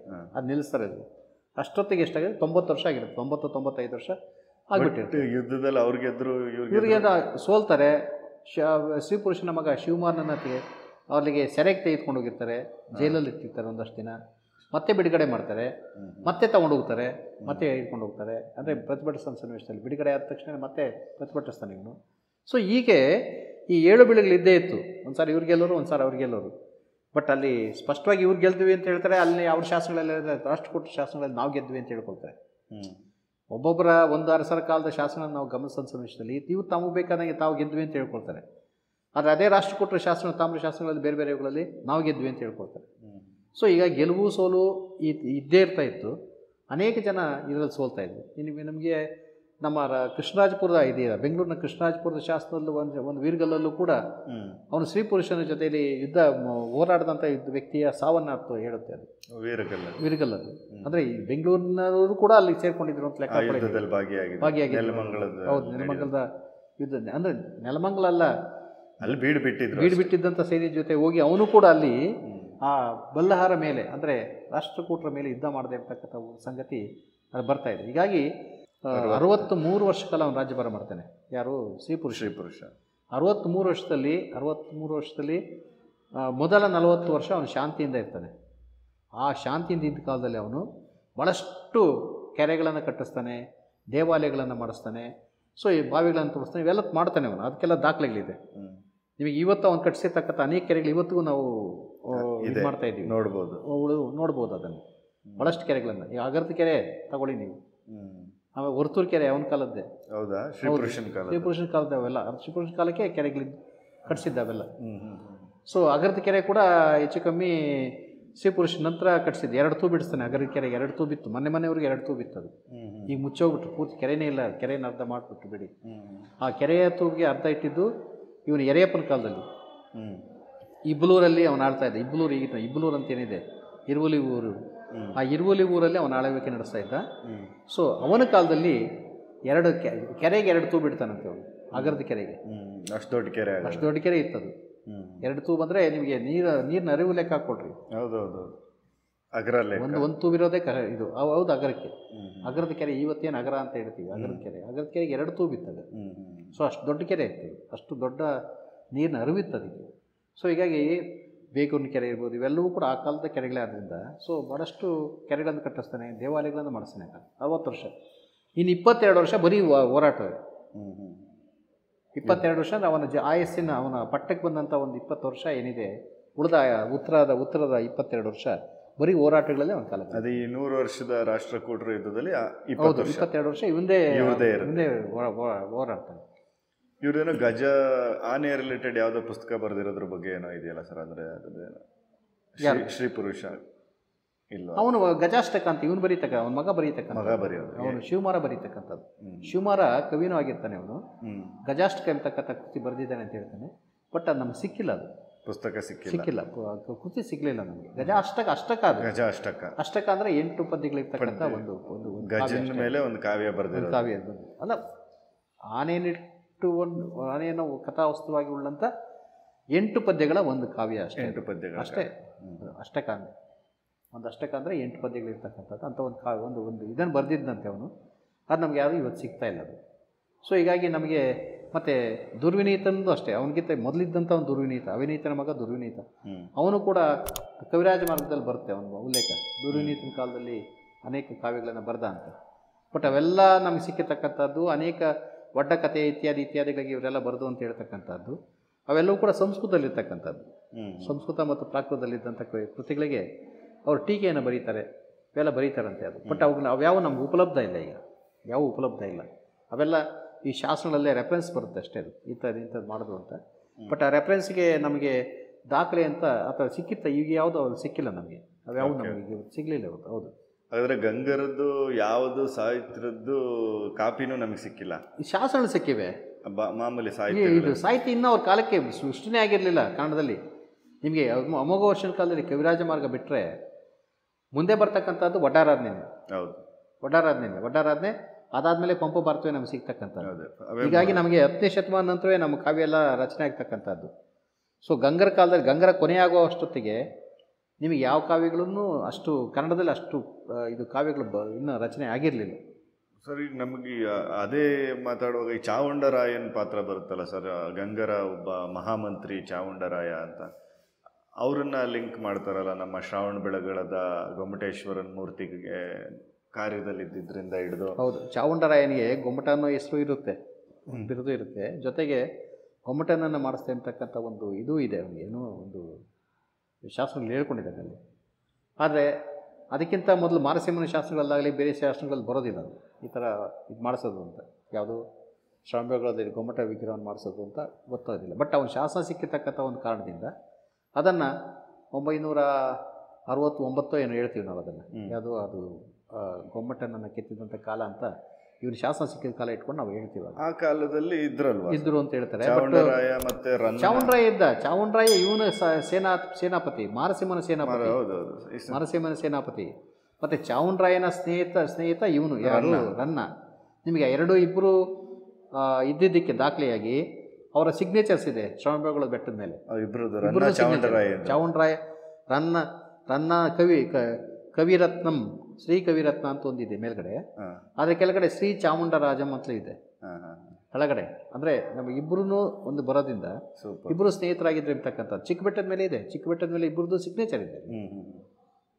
ಈ ಬೇರೆ ಕಥೆಗಳ ಬೇರೆ ಸಾಕ್ಷಿಗಳಿದೆಯಾ ಸರ್? ಅವರಿಬ್ಬರು ಸ್ನೇಹಿತರು, ಅವರಿಬ್ಬರಿಗೂ ಒಬ್ಬರೇ ಗುರುಗಳಿದ್ರು, ಅಲ್ಲೇ ಹೋಗಿ ಅಲ್ಲ, ನಮಗೆ ಕೆಲವು ವಿಷಯಗಳೆಲ್ಲ ನಮ್ಗೆ ಸಿಗ್ತಕ್ಕಂಥದ್ದು ಕಾವ್ಯಗಳಲ್ಲಿ ಸಿಗುತ್ತೆ. ಕಾವ್ಯಗಳಲ್ಲಿ ಬೇರೆ ಬೇರೆ ಕಾವ್ಯಗಳಲ್ಲಿ ನಮಗೆ ಸಿಗುತ್ತೆ.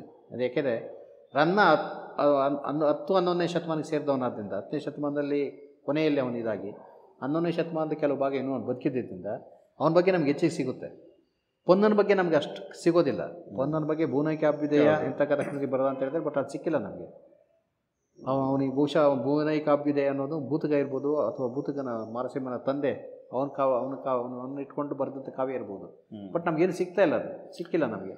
ಬಟ್ ಅಲ್ಲಿಯ ಸಹಿಯನ್ನು ಬಿಟ್ಟು ಇವರಿಬ್ಬರು ಸ್ನೇಹದ ಬಗ್ಗೆ ಯಾವುದೇ ಶಿಲಾ ದಾಖಲೆಗಳಿಲ್ಲ. ಅಲ್ಲ, ನಮಗೆ ಬೇರೆ ಬೇರೆ ಕಾವ್ಯಗಳಲ್ಲಿ ಸಿಗುತ್ತೆ ಸಾಕ್ಷಿ. ಬೇರೆ ಕಾವ್ಯಗಳಲ್ಲಿ ಕ್ರಾಸ್ ಚೆಕ್ ಮಾಡ್ಬೋದು ನಾವು ಅದನ್ನು. ಅದೇ ಕಾಲಘಟ್ಟದಲ್ಲಿ ಹೌದು, ರನ್ನನೇ ಹೇಳ್ಕೊಂಡಿದ್ದಾನೆ. ರನ್ನ ತನ್ನ ಮಗನಿಗೆ ರಾಯ ಅಂತ ಹೇಳ್ತಾನೆ. ಆ ರಾಯ ಯಾರು ಅಂದರೆ ಚಾವುಂಡರಾಯ ಅಂತ. ಅದೇ ಅಷ್ಟು ಪ್ರೀತಿ ಇತ್ತು, ಅಷ್ಟು ಇದು ಸ್ನೇಹ ಇತ್ತು ಅಂತಕ್ಕಂಥದ್ದನ್ನು ಅವನು ಹೇಳ್ಕೊಂಡಿದ್ದಾನೆ ಅದರಲ್ಲಿ. ರಾಯ ಅಂತಕ್ಕಂಥ ಮಗ ಇತ್ತಂತ. ಅಂದರೆ ಆ ಥರದ ಒಂದು ಸಂಬಂಧಗಳು ಅವರಲ್ಲಿ ಇತ್ತದು.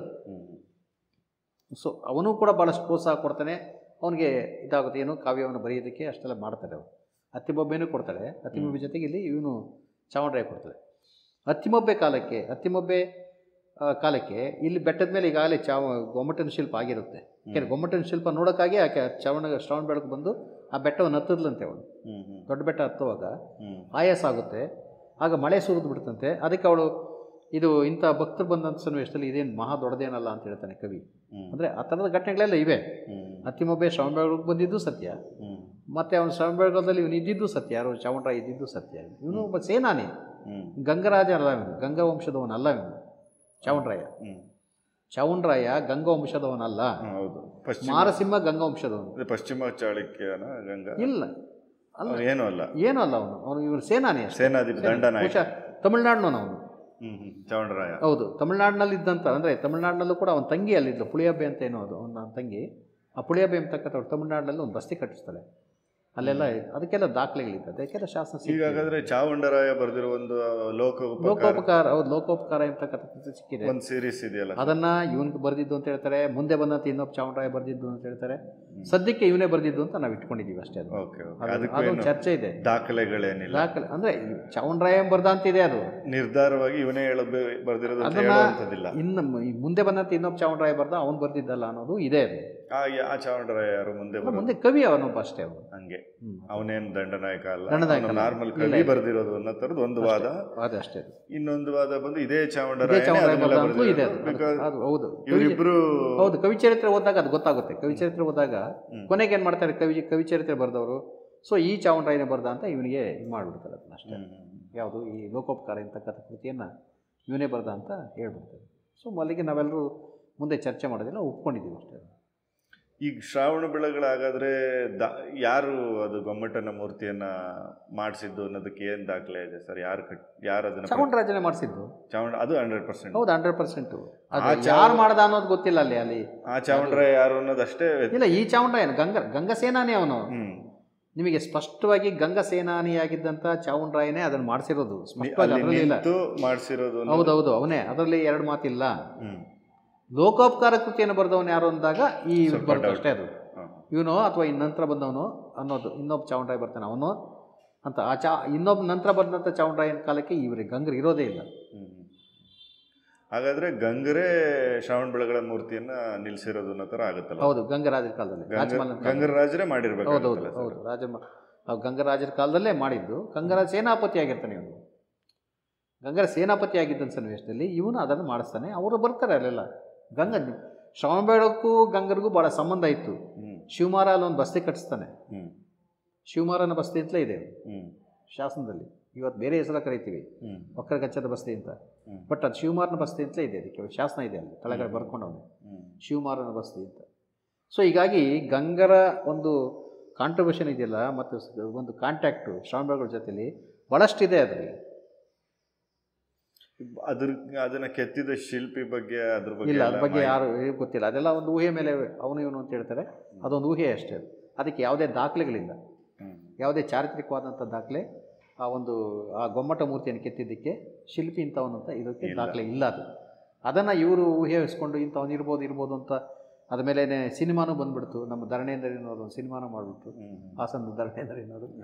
ಸೊ ಅಲ್ಲ, ಹೌದು, ಬಂತು ಮಹಾಶಿಲ್ಪಿ, ಏನೋ ಮಹಾಶಿಲ್ಪಿ ಅಂತ ಏನೋ ಬಂತದ್ದು ಅಷ್ಟೇ. ಅದು ಆದರೆ ಅದ್ರ ಬಗ್ಗೆ ಅಲ್ಲೇನೂ ಇಲ್ಲ, ಅಲ್ಲಿ ದಾಖಲೆಗಳೇನಿಲ್ಲ.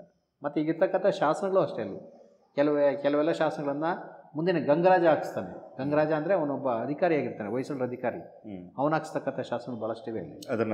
ತದನಂತರ ಇವನ ಕಾಲದಲ್ಲಿ ಹಾಕ್ಸಿರ್ತಕ್ಕಂಥದ್ದು 3 ಶಾಸನ. ಒಂದು ಚಾವುಂಡರಾಜಂ ಕರವಿಯಲೆ ಅಂತ ಮರಾಠಿ, ಮೊಟ್ಟ ಮೊದಲ ಮರಾಠಿ ಶಾಸನ ಇಲ್ಲಿ ಸಿಗ್ತಕ್ಕಂಥದ್ದು, ನಮ್ಮ ಕರ್ನಾಟಕದಲ್ಲೇ ಸಿಗ್ತಕ್ಕಂಥದ್ದು. ಅದು ಹಾಗಾದರೆ ಅದೇ 10ನೇ ಶತಮಾನದಲ್ಲೇ ಹಾಕಿರೋದು. ಹೌದು, 10ನೇ ಶತಮಾನ, 10ನೇ ಶತಮಾನದ ಕೊನೆ ಭಾಗದಲ್ಲಿ ಹಾಕಿರೋದು. 10ನೇ ಶತಮಾನದ ಕೊನೆ ಭಾಗ. ಹೌದು, ಕರವಿಯಲೆ ಮರಾಠಿ ಲಿಪಿನೂ ಮರಾಠಿನೇ. ಹೌದು, ಅವನು ಈ ಲಿಪಿನೇ ಬಳಸಿದ್ದಾನೆ, ನಾಗರಿ ಲಿಪಿ ಬಳಸಿದ್ದಾನೆ. ನಾಗರಿ ಲಿಪಿಯಲ್ಲಿ ಮರಾಠಿ ಭಾಷೆ ಏನು ಬರ್ತಿದ್ದಾರೆ ಸರ್? ಕಾಲ ಹತ್ರ ಚಾಮುಂಡರಾಜಂ ಕರವಿಯಲೇಂ, ಚಾಮುಂಡರಾಜನು ಮಾಡಿಸಿದ. ಅದನ್ನೇ ತಮಿಳಲ್ಲೂ ಹಾಕ್ಸಿದ್ದಾನೆ ಗ್ರಂಥಲಿಪಿಯಲ್ಲಿ. ಚಾಮುಂಡರಾಜಂ ಶೈವಿತ್ತಾನ್ ತಮಿಳಲ್ಲಿ ಹಾಕ್ಸಿದ್ದಾನೆ. ಮತ್ತು ಕನ್ನಡದಲ್ಲಿ ಚಾಮುಂಡರಾಜಂ ಮಾಡಿಸಿದ ಮಾತ್ರ ಇದೆ. ಕನ್ನಡದಲ್ಲೂ ಇದೆ, 3 ಭಾಷೆಯಲ್ಲೂ ಇದೆ. 3 ಭಾಷೆಯಲ್ಲೂ ಒಂದು ಲೇಬಲ್ ಹಾಕ್ಸಿದ್ದೇನೆ. ಅಂದರೆ ಯಾರು ಆ ಕಾಲದಲ್ಲಿ ಸ್ವಲ್ಪ ಈ ಜೈನಿಸಮ್ನ ಬರ್ತಾ ಇದ್ರಲ್ಲ ಭಕ್ತರು ಬರ್ತಾ ಇದ್ರಲ್ಲ, ಅಲ್ಲ ಭಕ್ತರು ಬರ್ತಾ ಇದ್ರು ಅವರಿಗೆ ಮಹಾರಾಷ್ಟ್ರದ ಕಡೆ. ಹೌದು, ಮಹಾರಾಷ್ಟ್ರದ ಕಡೆ ದಿಗಂಬರ ಜೈನರು ಬಹಳಷ್ಟು ಜನ ಬರ್ತಾ ಇದ್ರು. ತಮಿಳುನಾಡಲ್ಲೂ ಕೂಡ ಇತ್ತು. ಹೌದೌದು, ಕ್ಷೇತ್ರ ಜೈನಿಸಮ್ ಎಲ್ಲ ಅವರಲ್ಲಿ ಜೈನರಲ್ಲಿ ಕ್ಷೇತ್ರ ದರ್ಶನ ಅಂತಲೇ ಇದೆ.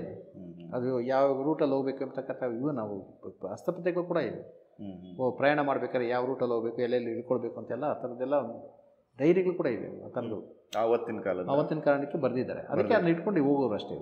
ಆಮೇಲೆ ಮುನಿಗಳು ಬರ್ತಾ ಇದ್ರು, ಹೋಗ್ತಾ ಇದ್ರು. ಮುನಿಗಳ ಜೊತೆಲಿ ಮುನಿಗಳು ಒಬ್ಬರೇ ಬರ್ತಾ ಇರಲಿಲ್ಲ, ಮುನಿಗಳ ಜೊತೆಲಿ ಅವ್ರ ಭಕ್ತರ ದಂಡು ಬರ್ತಾ ಇತ್ತು.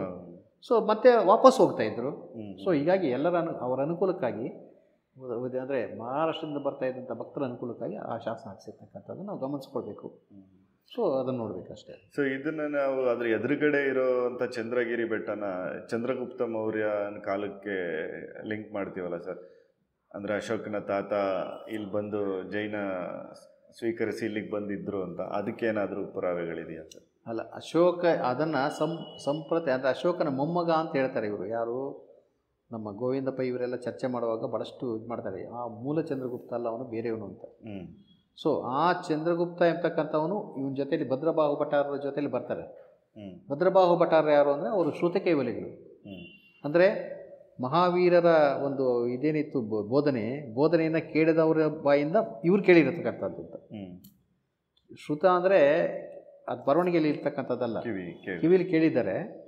ಅಂದರೆ ಮೂಲ ಕೇವಲಿಗಳು ಅಂದರೆ ಅವರು ಯಾರು ನಮ್ಮ ಜಿನರಾಗಿರ್ತಕ್ಕಂಥವ್ರು ಕೇವಲಿಗಳು. ಮಹಾವೀರರೆಲ್ಲ ಕೇವಲಿಗಳು. ಸೊ ಅವರ ಬಾಯಲ್ಲಿ ಬಂದಂಥ ಅಮರವಾಣಿ ಏನಿದೆ, ಅಮರವಾಣಿಯನ್ನು ಕೇಳಿದಂಥವ್ರು ಇದ್ದಾರೆ. ಸೊ ಆ ನೇರವಾಗಿ ಕೇಳಿದಂಥವ್ರ ಬಾಯಿಂದ ಈತ ಕೇಳಿರ್ತಕ್ಕಂಥದ್ದು ಅಂತ. ಆಚೆ ಅಂದರೆ 2-3 ತಲೆಮಾರುಗಳಾಗಿದೆ ಅಂತ. ಸೊ ಅಂಥವ್ರು ಇವರು ಆ ಶ್ರುತ ಕೇವಲಿಗಳು ಆಗಿ ಅವರೇನು ಮಾಡ್ತಾರೆ, ಭದ್ರಬಾಹು ಭಟ್ಟಾರರು ಉತ್ತರ ಭಾರತದಲ್ಲಿ ಬಂದಂಥ ಒಂದು ಬರಗಾಲವನ್ನು ತಪ್ಪಿಸ್ಕೊಳ್ಳೋದಕ್ಕಾಗಿ ಧರ್ಮವನ್ನು ಹಿಡಿಕೊಳ್ಬೇಕಾದ್ರೆ ನಾವು ಬೇರೆ ದಾರಿ ಇಲ್ಲ ಅಂದ್ಬಿಟ್ಟು ಅವರು ತಳಗಡೆಗೆ ಬರ್ತಾರೆ. ಅಂದರೆ ದಕ್ಷಿಣ ಭಾರತದ ಕಡೆಗೆ ಬರ್ತಾರೆ. ದಕ್ಷಿಣ ಭಾರತದ ಕಡೆ ಬಂದಾಗ ಇವರು ಶ್ರವಣಬೆಳಗೊಳವನ್ನು ಆಯ್ಕೆ ಮಾಡ್ಕೊಳ್ತಾರೆ. ಶ್ರವಣಬೆಳಗೊಳವನ್ನು ಆಯ್ಕೆ ಮಾಡ್ಕೊಳ್ಬೇಕಾದ್ರೆ ಶ್ರವಣಬೆಳಗೊಳ ಜೈನರಿದ್ದರೆ ಪ್ರಶ್ನೆ ಇದು ಇರಬೇಕಾಗುತ್ತೆ. ಅದಕ್ಕೆ ಜೈನರಿಲ್ಲ ಅನ್ನೋದಾದರೆ ಅವ್ರಿಗೆ ಉಪಚಾರಕ್ಕೆ ಏನು ಮಾಡ್ತಾಯಿದ್ರು ಹಾಗಾದರೆ? ಸೊ ಯಾರೋ ಜೈನರು ಇದ್ದಿರ್ಬೋದು, ಅಥವಾ ಅವ್ರ ಜೊತೆಲಿ ಬಂದಂಥ ಭಕ್ತರು ಇವರಿಗೆ ಅಡುಗೆ ಮಾಡಾಕ್ತಾ ಇದ್ದಿರ್ಬೋದು. ಬಟ್ ಇಲ್ಲಿ ಬಂದು ಅದು ಶಾಸನದಲ್ಲಿ 6ನೇ ಶತಮಾನ ಶಾಸನ ಭಾಳ ಚೆನ್ನಾಗಿ ಹೇಳೋದು. ಅಲ್ಲಿದೆಯಾ 6ನೇ ಶತಮಾನ ಶಾಸನ ಭಾಳ ಸುಭಿಕ್ಷವಾಗಿತ್ತು ಪ್ರದೇಶ, ಮತ್ತು ಭಾಳ ಪ್ರಾಣಿಗಳಿಂದ ಈ ಸಸ್ಯ ಶ್ಯಾಮಲೆಯಿಂದ ಕೂಡಿತ್ತು ಅಂತಕ್ಕಂಥ ರೀತಿ ವರ್ಣಿಸ್ತಾರೆ. ಸೊ ಆ ಗಿರಿಯಲ್ಲಿ ಬಂದು ಅವ್ರು ನೆಲೆಸ್ತಾರೆ. ಅದು ನೆಲೆಸಂತ ಸನ್ನಿವೇಶ ಅವರ ಸೇವೆಯನ್ನು ಮಾಡಿಕೊಂಡು ಚಂದ್ರಗುಪ್ತ ಮುನಿಗಳಿರ್ತಾರೆ. ಚಂದ್ರಗುಪ್ತ ಮುನಿಗಳು ಭದ್ರಬಾಹು ಭಟ್ಟರು ದೇಹ ತ್ಯಾಗ ಮಾಡಿದ ಮೇಲೆ ಅವರು ಇಲ್ಲೇ ತ್ಯಾಗ ಮಾಡ್ತಾರೆ, ದೇಹ ತ್ಯಾಗ ಮಾಡ್ತಾರೆ. ಆದ್ದರಿಂದ ಅದಕ್ಕೆ ಚಂದ್ರಗಿರಿ ಅಂತ ಬಂತು ಅಂತ ಹೆಸರು. ಅದನ್ನು ಆಧಾರವಾಗಿ ಇಟ್ಕೊಂಡು ಹಿಂದ್ಗಡೆದು ಏನಾಗಬೇಕು, ಮುಂದ್ಗಡೆದು ಇಂದ್ರಗಿರಿ ಅಂತ ಮಾಡಿಕೊಂಡ್ರು. ಒಂದು ಒಂದು ಒಂದು ಒಂದು ಈ ಒಂದು ಒಂದು ಸಾಮ್ಯತೆಯ ಪದಗಳನ್ನು ಹೆಂಗೆ ಸೃಷ್ಟಿ ಮಾಡ್ಕೊಳ್ತಾರೆ ಅಂತ. ಸೊ ಆ ಥರದ್ದಾಯ್ತು ಅದು. ಸೊ ಅದು ಇಂದ್ರಗಿರಿ ಅಂತ ಕರೆದ್ರೆ ಅದನ್ನು. ಬಟ್ ಚಂದ್ರಗಿರಿ ಏನಿದೆ, ಚಂದ್ರಗಿರಿ ಬೆಟ್ಟ ಏನಿದೆ, ಚಿಕ್ಕ ಬೆಟ್ಟ, ಆ ಚಿಕ್ಕ ಬೆಟ್ಟನೇ ಭಾಳ ಪವಿತ್ರವಾದಂಥ ಬೆಟ್ಟ ಇವರಿಗೆ, ಜೈನರಿಗೆ. ದೊಡ್ಡ ಬೆಟ್ಟ 10ನೇ ಶತಮಾನದಿಂದ ಆಚೆಗೆ ಪವಿತ್ರವಾಯ್ತದು. ಅಲ್ಲೇ ಗೊಮ್ಮಟನ ಶಿಲ್ಪ ಆಗೋವರೆಗೂ ಅಲ್ಲಿ ಯಾರು ಅಲ್ಲಿ ಹೋಗ್ತಾ ಇರಲಿಲ್ಲ ಬೆಟ್ಟಕ್ಕೆ. ಹಾಗಾದ್ರೆ ನೀವು ಹೇಳಿದೀಗ 6ನೇ ಶತಮಾನದ ಶಾಸನ ಇರೋದು ಚಿಕ್ಕ ಬೆಟ್ಟದಲ್ಲಿ. ಹೌದು, ಚಿಕ್ಕ ಬೆಟ್ಟದಲ್ಲೇ ಇರ್ತಕ್ಕಂಥದ್ದು. ಮತ್ತು ಭಾಳಷ್ಟು ಜನ ಸಲೇಖವ್ರತ ಸ್ವೀಕರಿಸಿರ್ತಕ್ಕಂಥದ್ದು ಶ್ರವಣಬೆಳಗೊಳದಲ್ಲಿ ಚಿಕ್ಕ ಬೆಟ್ಟದ ಮೇಲೆ. ಆದರೂ ಯಾರು ಬರ್ಸಿರೋದು ಅನ್ನೋದು ಇದೆಯಾ ಸರ್? ಭಕ್ತರು ಆ ಶಾಸನ. ಹೌದು, ಭಕ್ತರು. ಈ ಜಾಗ ತುಂಬ ಚೆನ್ನಾಗಿತ್ತು ಅಂತ. ಅದು ಕವಿ ಬರೆದಿರ್ತಕ್ಕಂಥ ಶಾಸನ ಕೆತ್ತಿದ್ದಾನೆ. ಕವಿ ಬರೆದಿರೋದು ಕವಿ ಯಾರು ಅಂತ ಇಲ್ಲ ಶಾಸನದಲ್ಲಿ. ಇದು ಚಿಕ್ಕ ಶಾಸನಗಳಾದ್ರಿಂದ ಯಾರು ಕವಿಗಳು ಹೇಳ್ಕೊಳ್ತೇನೆ ಆ ಜಾಗದ ವರ್ಣನೆಯನ್ನು ಅಲ್ಲಿ ಆ ಶಾಸನದಲ್ಲಿ ಹೇಳ್ಕೊಂಡಿದ್ದಾನೆ ಅವನು. ಅದು ನೀವು ಯಾರು ಬೇಕಾದ್ರೂ ನೋಡ್ಬೋದು. ಬೆಟ್ಟ ಹತ್ತಿ ಹೋದ ತಕ್ಷಣ ಕಟಾಂಜನದೊಳಗಡೆ ಆ ಶಾಸನ ಬರೆಸಿದ್ದಾರೆ, ಕಟಾಂಜನ ಹಾಕಿಬಿಟ್ಟಿದ್ದಾರೆ ಶಾಸನಕ್ಕೆ. ಅದೇ ಆ ಒಂದು ಶಾಸನ ಭಾಳ ಪವಿತ್ರ, ಭಾಳ ಹಿಂದಿನಿಂದ ಇರೋದ್ರಿಂದ ಅದನ್ನು ರಕ್ಷಣೆಗಾಗಿ ಅದನ್ನು ಹಾಕ್ಬಿಟ್ಟಿದ್ದಾರೆ ಅಲ್ಲಿ ಕಟಾಂಜನ. ಸೊ ಹೀಗಾಗಿ ಚಂದ್ರಗಿರಿ ಬೆಟ್ಟ ಅಂತೇನಿದೆ, ಚಂದ್ರಗಿರಿ ಬೆಟ್ಟ ಅದು ಭಾಳ ಪವಿತ್ರವಾದಂಥ ಬೆಟ್ಟ ಜೈನರಿಗೆ. ಗೊಮ್ಮಟೇಶ್ವರನ ಶಿಲ್ಪ ಆಗೋವರೆಗೆ ಅದೇ ಭಾಳ ಪವಿತ್ರವಾದದ್ದು. ಗೊಮ್ಮಟೇಶ್ವರ ಶಿಲ್ಪ ಆದಮೇಲೆ ಸ್ವಲ್ಪ ಈ ಕಡೆಗೆ ಒಂದಷ್ಟು ಜನ ಡೈವರ್ಟ್ ಮಾಡ್ತಾರೆ. ಆದರೂ ಕೂಡ ಇವತ್ತಿಗೂ ಕೂಡ ತಮ್ಮ ದೇಹ ತ್ಯಾಗ ಮಾಡಬೇಕಾದ್ರೆ, ಸಲೇಖವ್ರತ ಸ್ವೀಕರಿಸಿ ದೇಹ ತ್ಯಾಗ ಮಾಡಬೇಕಂದ್ರೆ ಚಿಕ್ಕ ಬೆಟ್ಟಕ್ಕೆ ಹೋಗೋದು. ಈ ಕಡೆ ಚಿಕ್ಕ ಬೆಟ್ಟ ಅಷ್ಟು ಪವಿತ್ರವಾದದ್ದು. ಭದ್ರಬಾಹು ಮುನಿಗಳಿಂದ ಕಾಲದಿಂದಲೂ ಕೂಡ ಅಲ್ಲಿ ಸಲೇಖ ವ್ರತಗಳನ್ನು ಸ್ವೀಕರಿಸಿ ದೇಹ ತ್ಯಾಗ ಮಾಡಿರ್ತಕ್ಕಂಥವ್ರ ಕಥೆಗಳೇ ಇವೆ. ಒಂದಲ್ಲ, ಸಾವಿರಾರು ಜನ ಮಾಡಿದ್ದಾರೆ. ನಮಗೆ ಅಲ್ಲಿ ಸಿಗ್ತಕ್ಕಂಥ ಶಾಸನಗಳಲ್ಲಿ ಭಾಳಷ್ಟು ಶಾಸನ ಸಿಗ್ತಕ್ಕಂಥದ್ದು ವ್ರತವನ್ನು ಸ್ವೀಕರಿಸಿ ಸತ್ತಿರ್ತಕ್ಕಂಥವರ ಒಂದು ಉಲ್ಲೇಖಗಳಲ್ಲಿ ಸಿಗ್ತಕ್ಕಂಥ ಹಿಂದೆ ಆ ಕಾಲದಲ್ಲಿ. ಹೌದು, ಆ ಕಾಲದಲ್ಲಿ. ಬಟ್ ಚಂದ್ರಗುಪ್ತ ಮೌರ್ಯಂಗೂ ಅದಕ್ಕೂ ಏನು ಅದು ಗೊತ್ತಿಲ್ಲ. ಅದ್ರ ಬಗ್ಗೆ ಇನ್ನೂ ಚರ್ಚೆ ಮಾಡಬೇಕಷ್ಟೇ. ಆ ಚಂದ್ರಗುಪ್ತ ಅದೇ ಅದ್ರ ಬಗ್ಗೆ ಚರ್ಚೆ ಆಗಿದೆ. ಹ್ಮ್. ಗೋವಿಂದ ಪೈಗಳು ಕೂಡ ಚರ್ಚೆ ಮಾಡಿದ್ದಾರೆ ಅದ್ರ ಬಗ್ಗೆ, ಯಾವ ಚಂದ್ರಗುಪ್ತ ಇರ್ಬೋದು ಅಂತ. ಕೆಲವರು ಸಂಪ್ರತಿ ಚಂದ್ರಗುಪ್ತ, ಅಶೋಕನ ಮೊಮ್ಮಗ ಅಂತೂ ಹೇಳ್ತಾರೆ. ಅಶೋಕನ ಮೊಮ್ಮಗನ ಅಷ್ಟು ಬರೋ ಕಾಲಕ್ಕೆ ಇವರು ಭದ್ರಬಾಹುಮುನಿಗಳಿದ್ರೆ ಅಂತಕ್ಕಂಥ ಒಂದು ಪ್ರಶ್ನೆನೂ ಬರುತ್ತೆ. ಪ್ರಶ್ನೆ ಬಟ್ ಸ್ಪಷ್ಟ ಆಗ್ತಾ ಇಲ್ಲ ಯಾವ ಚಂದ್ರಗುಪ್ತ ಬಂದಿರುತ್ತೆ. ಒಟ್ಟು ಚಂದ್ರಗುಪ್ತ ಎಂಬತಕ್ಕಂಥ ಮುನಿ ಇವ್ರ ಜೊತೇಲಿ ಬಂದ ಅನ್ನೋದು ಅಷ್ಟೇ ಮುಖ್ಯ. ಅಲ್ಲಿ ಯಾರು ಭದ್ರಬಾಹುಮುನಿಗಳ ಜೊತೆಲಿ ಬಂದು ಅವನು ಇಲ್ಲಿ ನೆಲೆಗೊಂಡ. ಅವ್ನು ನೆಲೆಗೊಂಡಿದ್ದಕ್ಕೆ ಇಲ್ಲಿ ಒಂದು ಬೇಸ್ ಆಗಿದ್ದು ಜೈನ ಮತಕ್ಕೆ. ಭದ್ರಬಾಹುಮುನಿಗಳು ಬಂದು ಮತ್ತೆ ವಾಪಸ್ ಹೋಗ್ಬಿಟ್ಟಿದ್ರೆ ಬಂದರೂ ಹೋದ್ರಷ್ಟೇ, ಸಮುದ್ರಗುಪ್ತನ ದಂಡಯಾತ್ರೆ ಥರ ಬಂದರೂ ಹೋದಷ್ಟೇ ಅರ್ಥ ಆಗುತ್ತೆ. ಆದರೆ ಭದ್ರಬಾಹುಮುನಿಗಳು ತಮ್ಮ ಕೊನೆಯ ಉಸಿರನ್ನು ಇಲ್ಲಿ ಎಳೆದ್ರು. ಜೊತೆಗೆ ಅವ್ರ ಶಿಷ್ಯ ಚಂದ್ರಗುಪ್ತ ಮುನಿ ಕೂಡ ಇಲ್ಲೇ ಉಳ್ಕೊಂಡ್ಬಿಟ್ಟ. ಉಳ್ಕೊಂಡಿದ್ದೀನಿ ಅವನು ಇಲ್ಲೇ ದೇಹತ್ಯಾಗ ಮಾಡಿದ್ದ. ಇದು ಪವಿತ್ರವಾದಂಥ ಜಾಗನೇ ಪವಿತ್ರ. ಜನ ಇಲ್ಲಿಗೆ ಬರೋಕ್ಕೆ ಶುರು ಮಾಡುತ್ತೆ. ಅವ್ರು ಸುಮ್ಮನೆ ಬಂದು ನೋಡ್ಕೊಂಡು ಹೋಗ್ಬಿಟ್ಟಿದ್ರೆ ತಮಿಳ್ನಾಡಿನ ಈ ಇದು ಇವೆಯಲ್ಲ ಇವತ್ತು ಇವಿಯಲ್ಲ ಯಾವುದು ರಾಕ್ ಬೆಡ್ಸ್ ಥರ ಏನಾಗ್ಬಿಡೋದು. ಬರ್ತಾ ಮುನಿಗಳಿದ್ರು ಇದ್ರಂತೆ ಅಷ್ಟೇ, ಇದ್ರಂತೆ ಹೋದ್ರು ಅನ್ನೋ ಥರ. ಬಟ್ ಇಲ್ಲಿ ಆಗಲ್ಲ. ಇದ್ದರು ಮತ್ತು ಮತ್ತೆ ಬಂದ್ರು ಅಷ್ಟೇ, ಇಲ್ಲೇ ನೆಲ್ಕೊಂಡ್ರು, ಇಲ್ಲೇ ತಮ್ಮ ಜಾಗದ ಪವಿತ್ರತೆ ಹೆಚ್ಚಾಯ್ತು ಅಷ್ಟೇ. ಪವಿತ್ರತೆ ಹೆಚ್ಚಾಯಿತು ಅಂತ ಅದನ್ನು ಇವತ್ತಿಗೂ ಕೂಡ ಆ ಒಂದು ಭಕ್ತಿ ದೃಷ್ಟಿಯಿಂದನೇ ನೋಡ್ತಕ್ಕಂಥದ್ದು ಆ ಬೆಟ್ಟವನ್ನು, ಚಿಕ್ಕ ಬೆಟ್ಟವನ್ನು. ಯಾಕೆಂದರೆ ಪ್ರಪಂಚದಲ್ಲೇ ಅತಿ ಎತ್ತರವಾದಂಥ ಒಂದು ಏಕಶಿಲಾ ವಿಗ್ರಹ ಅಲ್ವಾ ಗೊಮ್ಮಟೇಶ್ವರ. ಈಗ ಇವತ್ತು ಇನ್ಯಾವ್ದು ಇದೆಯೋ ಗೊತ್ತಿಲ್ಲ, ಯಾಕಂದರೆ ಕಾಂಪಿಟೇಷನ್ ಮೇಲೆ ಇನ್ನೂ ದೊಡ್ಡದು ಮಾಡಿಸಿರ್ಬೋದು. ಅಲ್ಲಲ್ಲ, ಆದರೆ ಒಂದು ಕಾಲಕ್ಕಂತೂ ಅದು ಭಾಳ ದೊಡ್ಡ ವಿಗ್ರಹ. 58 ಅಡಿ ಭಾಳ ಒಂದೇ ಏಕಶಿಲೆ ಮಾಡಿದಂಥ ಒಂದು, ಆ ಕಾಲಕ್ಕೆ ಮಾಡಿದಂಥ ಒಂದು ಶಿಲೆ ಇದೆಯಲ್ಲ, ಶಿಲ್ಪ ಇದೆಯಲ್ಲ, ಇವತ್ತು ಬೇರೆ ಇವತ್ತು ಟೆಕ್ನಾಲಜಿ ಇದೆ, ನೀವೆಲ್ಲರೂ ಅಳತೆ ಪಡತೆ ಇಟ್ಕೊಂಡು ಏನು ಬೇಕಾದ್ರೆ ಮಾಡ್ಬೋದು. ಬಟ್ ಆ ಕಾಲಕ್ಕೆ ಅದು ಮಾಡಿರ್ತಕ್ಕಂಥದ್ದು ಭಾಳ ದೊಡ್ಡ ಕೆಲಸ ಅದು. ಅಷ್ಟು ಬಟ್ ಅದಕ್ಕೇನು ದಾಖಲೆ ಇಷ್ಟು ದಿನ ಕಟ್ಟಿದ್ವಿ ಇಂಥವ್ರು ಕಟ್ಟಿದ್ರು ಇಲ್ಲ, ಈ ಕಟ್ಟಿದವ್ರು ಬೇಡ, ಅಟ್ಲೀಸ್ಟ್ ಶಿಲ್ಪಿ ಬೇಡ, ಬೇರೆ ದಾಖಲೆಗಳು ಏನು ಇಲ್ಲ ದಾಖಲೆಗಳು. ಅವ್ರೇನಾದ್ರು ಪುರಾಣ ಅಂದರೆ ಜೈನರ ಪುರಾಣಗಳಲ್ಲಿ ಅವ್ರ ಕಥೆಗಳಲ್ಲಿ ಏನಾದ್ರು ಇಟ್ಕೊಂಡಿದ್ದಾರೆ ಇರ್ಬೋದು, ಕಥೆಗಳಲ್ಲಿ ಇರ್ಬೋದು, ಸಾಹಿತ್ಯದ ಮುಖಾಂತರ ಅವ್ರೊಂದು ಕಟ್ಕೊಂಡಿರ್ಬೋದು. ಇದು ಗೊಮ್ಮಟ ಬಾಹುಬಲಿ ಚರಿತ್ರೆ ಅಂತ ಬರುತ್ತೆ, ಬೇಕಾಷ್ಟು ಚರಿತ್ರೆಗಳು ಬರ್ತಾ ಇವೆ, ಅವುಗಳಲ್ಲೇನಾದ್ರು ಹೇಳಿರ್ಬೋದು. ಆದರೆ ಈ ವಿಗ್ರಹದ ಬಗ್ಗೆ ನಮ್ಗೆ ಸಿಗ್ತಕ್ಕಂಥದ್ದು, ವಿವರಗಳು ಸಿಗ್ತಕ್ಕಂಥದ್ದು ತೀರಾ ಕಮ್ಮಿ. ಸರ್, ಅದೇ ಚಾವುಂಡರಾಯದಿಂದಾಯಿತು, ಕೋಲಾರದಿಂದ ಬಂದಿದ್ರ ಬಗ್ಗೆ ಎಲ್ಲ ನೀವು ಹೇಳಿದ್ರಿ. ಅದು ಕೋಲಾರನೂ ಇತ್ತು, ಮತ್ತು ತಲಕಾಡು ಒಂದಿತ್ತು.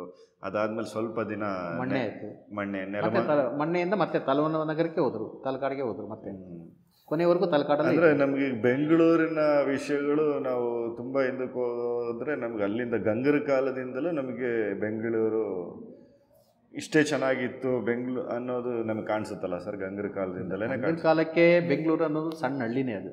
ಇಲ್ಲೊಂದು ಸಣ್ಣದೊಂದು ಕೋಟೆ ಇತ್ತು ಅಷ್ಟೇ. ಯಾಕೆಂದರೆ ನಮಗೆ ಬೇಗೂರಲ್ಲಿ ಸಿಕ್ಕಿರ್ತಕ್ಕಂಥ ಒಂದು ಕೆಲವು ವಿಷಯ, ಒಂದು ಶಾಸ್ತ್ರದಲ್ಲಿ ಬೆಂಗಳೂರು ಉಲ್ಲೇಖ ಬರುತ್ತೆ. ಬೆಂಗಳೂರು, ನಾಟ್ ಬೆಂಗಳೂರು, ಬೆಂಗಳೂರು. ಮತ್ತು ಈ ಪ್ರದೇಶವನ್ನು ಯಾರೋ ಬಾಣರ ಅಧಿಕಾರಿ ಒಬ್ಬ ಆಳ್ತಾ ಇದ್ದ, ನಾಗತ್ತರ ಎಂಬತಕ್ಕಂಥ ಅಧಿಕಾರಿ. ಅವನು ಬಾಣ ವಂಶದವನು.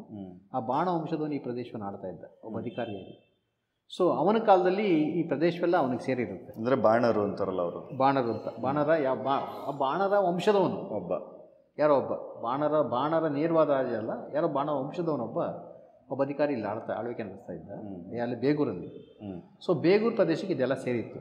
ಬೆಂಗಳೂರಿನಲ್ಲೂ ಒಂದು ಸಣ್ಣ ಕೋಟೆ ಇತ್ತು ಅವನ ಕಾಲಕ್ಕೆ. ಸಣ್ಣ ಕೋಟೆ, ಈಗ ಕೋಟೆ ಇದೆ, ಬಹುಶಃ ಆ ಪ್ರದೇಶದನ್ನೇ ನಾವು ಇಟ್ಕೊಳ್ಬೋದು. ಯಾಕೆಂದರೆ ಕೋಟೆಗಳು ಬೀಳ್ತಾ ಇರುತ್ತೆ, ಮತ್ತು ಅದೇ ಕೋಟೆನೇ ಮತ್ತೆ ಕಟ್ತಾ ಇರ್ತಾರೆ. ಸೊ ಸ್ಥಳ ಬದಲಾವಣೆ ಮಾಡೋಕ್ಕೆ ಹೋಗೋದಿಲ್ಲ. ಸೊ ಅಲ್ಲಿ ಇದ್ದಂಥ ಒಂದು ಕೋಟೆಯಲ್ಲಿ, ಆ ಕೋಟೆಯ ಕಾಲದಲ್ಲಿ ಅವನ ಕಾಲದಲ್ಲಿ ಒಬ್ಬ ಹೋರಾಡಿ ಸಾಯ್ತಾನೆ. ಅದು ಉಲ್ಲೇಖ ನಮಗೆ ಸಿಗುತ್ತೆ, ಬೆಂಗಳೂರ ಕಾಳೆಗದಲ್ಲಿ ಅಂತ ಹೇಳ್ತೇನೆ ನಾವು. ಅದಾದಮೇಲೆ ನಮಗೆ ತಾವರೆಕೆರೆ ಶಾಸನ ಇದೆ. ತಾವರೆಕೆರೆ ಅಂದರೆ ಮಡಿವಾಳದ ಹಿಂಭಾಗದಲ್ಲಿ ಇದೆ ತಾವರೆಕೆರೆ ದೇವಸ್ಥಾನ, ಸೋಮೇಶ್ವರ ದೇವಸ್ಥಾನ. ಮಡಿವಾಳದಲ್ಲಿದೆ ಸೋಮೇಶ್ವರ ದೇವಸ್ಥಾನ. ಆ ದೇವಸ್ಥಾನದ ಗೋಡೆ ಮೇಲೆ ಬರೆದಿರ್ತಕ್ಕಂಥ ತಮಿಳು ಶಾಸನಗಳಲ್ಲಿ ಬೆಂಗಳೂರು ಅಂತ ಬರುತ್ತೆ ನಮಗೆ. ಬೆಂಗಳೂರು ಅಂತ ಉಲ್ಲೇಖ ಬರುತ್ತೆ ನಮಗೆ. ಸೊ ಬೆಂಗಳೂರಿನ ಏರಿಯಾ ಕೆಳಗಡೆ, ಏರಿಯಾ ಅಂದರೆ ಕೆರೆ ಕೆಳಗಡೆ ಒಂದಿಷ್ಟು ಗದ್ದೆಯನ್ನು ದಾನ ಮಾಡಬೇಕು, ಕೊಡಬೇಕು. ಹೊಯ್ಸಳರ ಕಾಲದ್ದು. ಸೊ ಅಲ್ಲಿಂದ ಆಚೆಗೆ ವಿಜಯನಗರ ಕಾಲಕ್ಕೆ, ಬೇರೆ ಬೇರೆ ಕಾಲಕ್ಕೆ ಇದು ಒಂದು ಟೌನ್ ಆಗಿ, ಅಂದರೆ ಒಂದು ವ್ಯಾಪಾರಿ ಕೇಂದ್ರವಾಗಿ ಶುರುವಾಗುತ್ತೆ. ಅದರಲ್ಲಿ ಅವರ ಸಾಮಂತರಾಗಿ ಅಥವಾ ಅವರ ಅಮರ ಮಾಗಣಿಯ ಪಾಳೆಗಾರರಾಗಿ ಮಾಗಡಿ ಕೆಂಪೇಗೌಡರು, ಮಾಗಡಿ ಅಲ್ಲ, ಇಲ್ಲಿನ ಬೆಂಗಳೂರು ಕೆಂಪೇಗೌಡರು ಬರ್ತಾರೆ. ಅವ್ರ ಕಾಲದಲ್ಲಿ ಇದು ಒಂದು ವ್ಯಾಪಾರ ಕೇಂದ್ರವಾಗಿ ಪರಿವರ್ತಿತವಾಗುತ್ತೆ. ಅನೇಕ ಜನ ವ್ಯಾಪಾರಿಗಳು ಬಂದು ಇಲ್ಲಿ ನೆಲೆಗೊಳ್ತಾರೆ, ಮತ್ತು ವ್ಯಾಪಾರ ಶುರು ಆಗುತ್ತೆ. ಮತ್ತು ಅದರಲ್ಲಿ ಒಂದಿಷ್ಟು ನಮ್ಮ ಇವತ್ತು ರಂಗಸ್ವಾಮಿ ದೇವಸ್ಥಾನದ ಒಂದು ಶಾಸನದಲ್ಲಿ ಯಾವ್ಯಾವ ಊರಿಂದ ಇಲ್ಲಿ ಬರ್ತಾಯಿದ್ರು ಒಂದು ಲೀಸ್ಟ್ ಕೊಡ್ತಾರೆ. ಯಾವ ಊರಿಂದ ಬೆಂಗಳೂರಿಗೆ ಬಂದು ವ್ಯಾಪಾರಕ್ಕೆ ಬಂದು ಹೋಗ್ತಾಯಿದ್ರು ಅಂತ.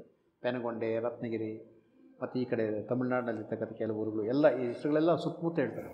ಸರಿ, ಗಂಗರದು ಈ 3 ಜಾಗಗಳು ಗಂಗರ ಕಾಲದಿಂದಲೇ ಬೆಂಗಳೂರು ಚಿಕ್ಕದಾಗಿ ಅಷ್ಟೇ ಬೆಳೀತಾ ಎವಾಲ್ವ್ ಆಗ್ತಾ ಬಂತು. ಅದು ಮುಂದೆ ಯಾವಾಗ ಇಂಡಸ್ಟ್ರಿಯಲ್ ಟೌನ್ ಆಯಿತು, ಮೊದಲು ಮಿಲಿಟ್ರಿ ಸ್ಟೇಷನ್ ಆಗಿದ್ದು. ಮಿಲಿಟ್ರಿ ಸ್ಟೇಷನ್ ಆದಾಗ ಏನಾಯಿತು ಅಂದರೆ ಈ ಪೂರ್ವ ಕಡೆಯಿಂದ ಈ ಅರ್ಕಾಟ್ ಕಡೆಯಿಂದ ಬಡ ಜನ ಬಂದ್ಬಿಟ್ರು. ಅರವರು ಅಂತ, ಅವರನ್ನು ತಮಿಳರು ಅಂತ ಹೇಳೋದಿಲ್ಲ, ನೀವು ಚೆನ್ನಾಗಿ ನೆನ್ಪಿಟ್ಕೊಳ್ರಿ. ಅರ್ಕಾಟ್ ಕಡೆಯಿಂದ ಬಂದವಂಥವರು ಅರವ ಭಾಷೆ ಮಾತಾಡ್ತಾ ಇದ್ದರು ಅಂತ. ಅರವಕ್ಕಾಡು ಎನ್ನುವುದೇ ಅರಕಾಟು. ಆ ಅರವಕ್ಕಾಡಿಂದ ಬಂದವರು ಅರವರು. ಇವರು ಅರವರು ಭಾಳ ಜನ ಬರ್ತಾರೆ, ಮಿಲಿಟ್ರಿ ಜೊತೆಲಿ ಬರ್ತಾರೆ. ಬಂದಂಥವ್ರು ಮಿಲಿಟ್ರಿಗೆ ಸೇವೆ ಮಾಡೋದಕ್ಕಾಗಿ ಕುದುರೆಗಳು ಮೇಯಿಸೋದಿರ್ಬೋದು, ಇನ್ನೊಂದಿರ್ಬೋದು, ಅವರ ಸೇವೆ ಮಾಡೋದಿರ್ಬೋದು. ಸೊ ಇದಕ್ಕಾಗಿ ಅಲ್ಲಿ ಬಂದಂಥ ಜನ ಒಂದು ಏನು ಜನ ಬರ್ತಾರೆ ಅವರನ್ನು ಅರೂರು ಅಂತ ಕರೀತಾರೆ. ಅವರೆಲ್ಲ ಬೆಂಗಳೂರಿನ ಪೂರ್ವ ಭಾಗದಲ್ಲಿ ನೆಲೆಗೊಳ್ತಾರೆ. ಸೊ ಅದೊಂದು ಇವತ್ತಿಗೂ ಕೂಡ ಅವರ ಒಂದು ಸೆಟಲ್ಮೆಂಟ್ ಜಾಸ್ತಿ ಚೆನ್ನಾಗಿರೋದು ಅಲ್ಲೇ ಪೂರ್ವಕಾಲ ಬೆಂಗಳೂರಿನ ಪೂರ್ವದಲ್ಲಿ. ಮಿಲಿಟ್ರಿ ಜೊತೆಗೇನೆ ಮಿಲಿಟ್ರಿ ಇರುತ್ತೆ, ಮಿಲಿಟ್ರಿ ಪಕ್ಕದಲ್ಲೇ ಅವರು ಊರುಗಳು ಕಟ್ಕೊಂಡು ಅಲ್ಲಿರ್ತಾರೆ ಅವರು. ಅಂದರೆ ಬೆಂಗಳೂರು ಅಂದರೆ ಆಗ ಸೈನ್ಯಗಳನ್ನು ತಯಾರು ಮಾಡ್ತಿದ್ದ ಜಾಗ ಅಲ್ಲ, ಸೈನಿಕರನ್ನು ಇಲ್ಲಿಗೆ ಶಿಫ್ಟ್ ಮಾಡ್ತಾರೆ. ಶ್ರೀರಂಗಪಟ್ಟಣದಲ್ಲಿದ್ದಂಥ ಸೈನ್ಯವನ್ನು ಅಲ್ಲಿ ಮಲೇರಿಯಾ ಬಂದುಬಿಡುತ್ತೆ. ಆ ಮಲೇರಿಯಾ ಬಂದಿದ್ದರಿಂದ ಏನು ಮಾಡ್ತಾರೆ, ಮಹಾರಾಜರು ಇಲ್ಲಿ ಜಾಗ ಕೊಡ್ತಾರೆ 7,000 ಎಕರೆ. ಎಲ್ಲಿ ಬೆಂಗಳೂರಿನ ಇದು ಏನು ಕಂಟೋನ್ಮೆಂಟ್ ಇದೆ, ಹೌದು ಏನು ಕಂಟೋನ್ಮೆಂಟ್ ಇದೆ ಅಲ್ಲಿ ಜಾಗ ಕೊಡ್ತಾರೆ ಅವರು.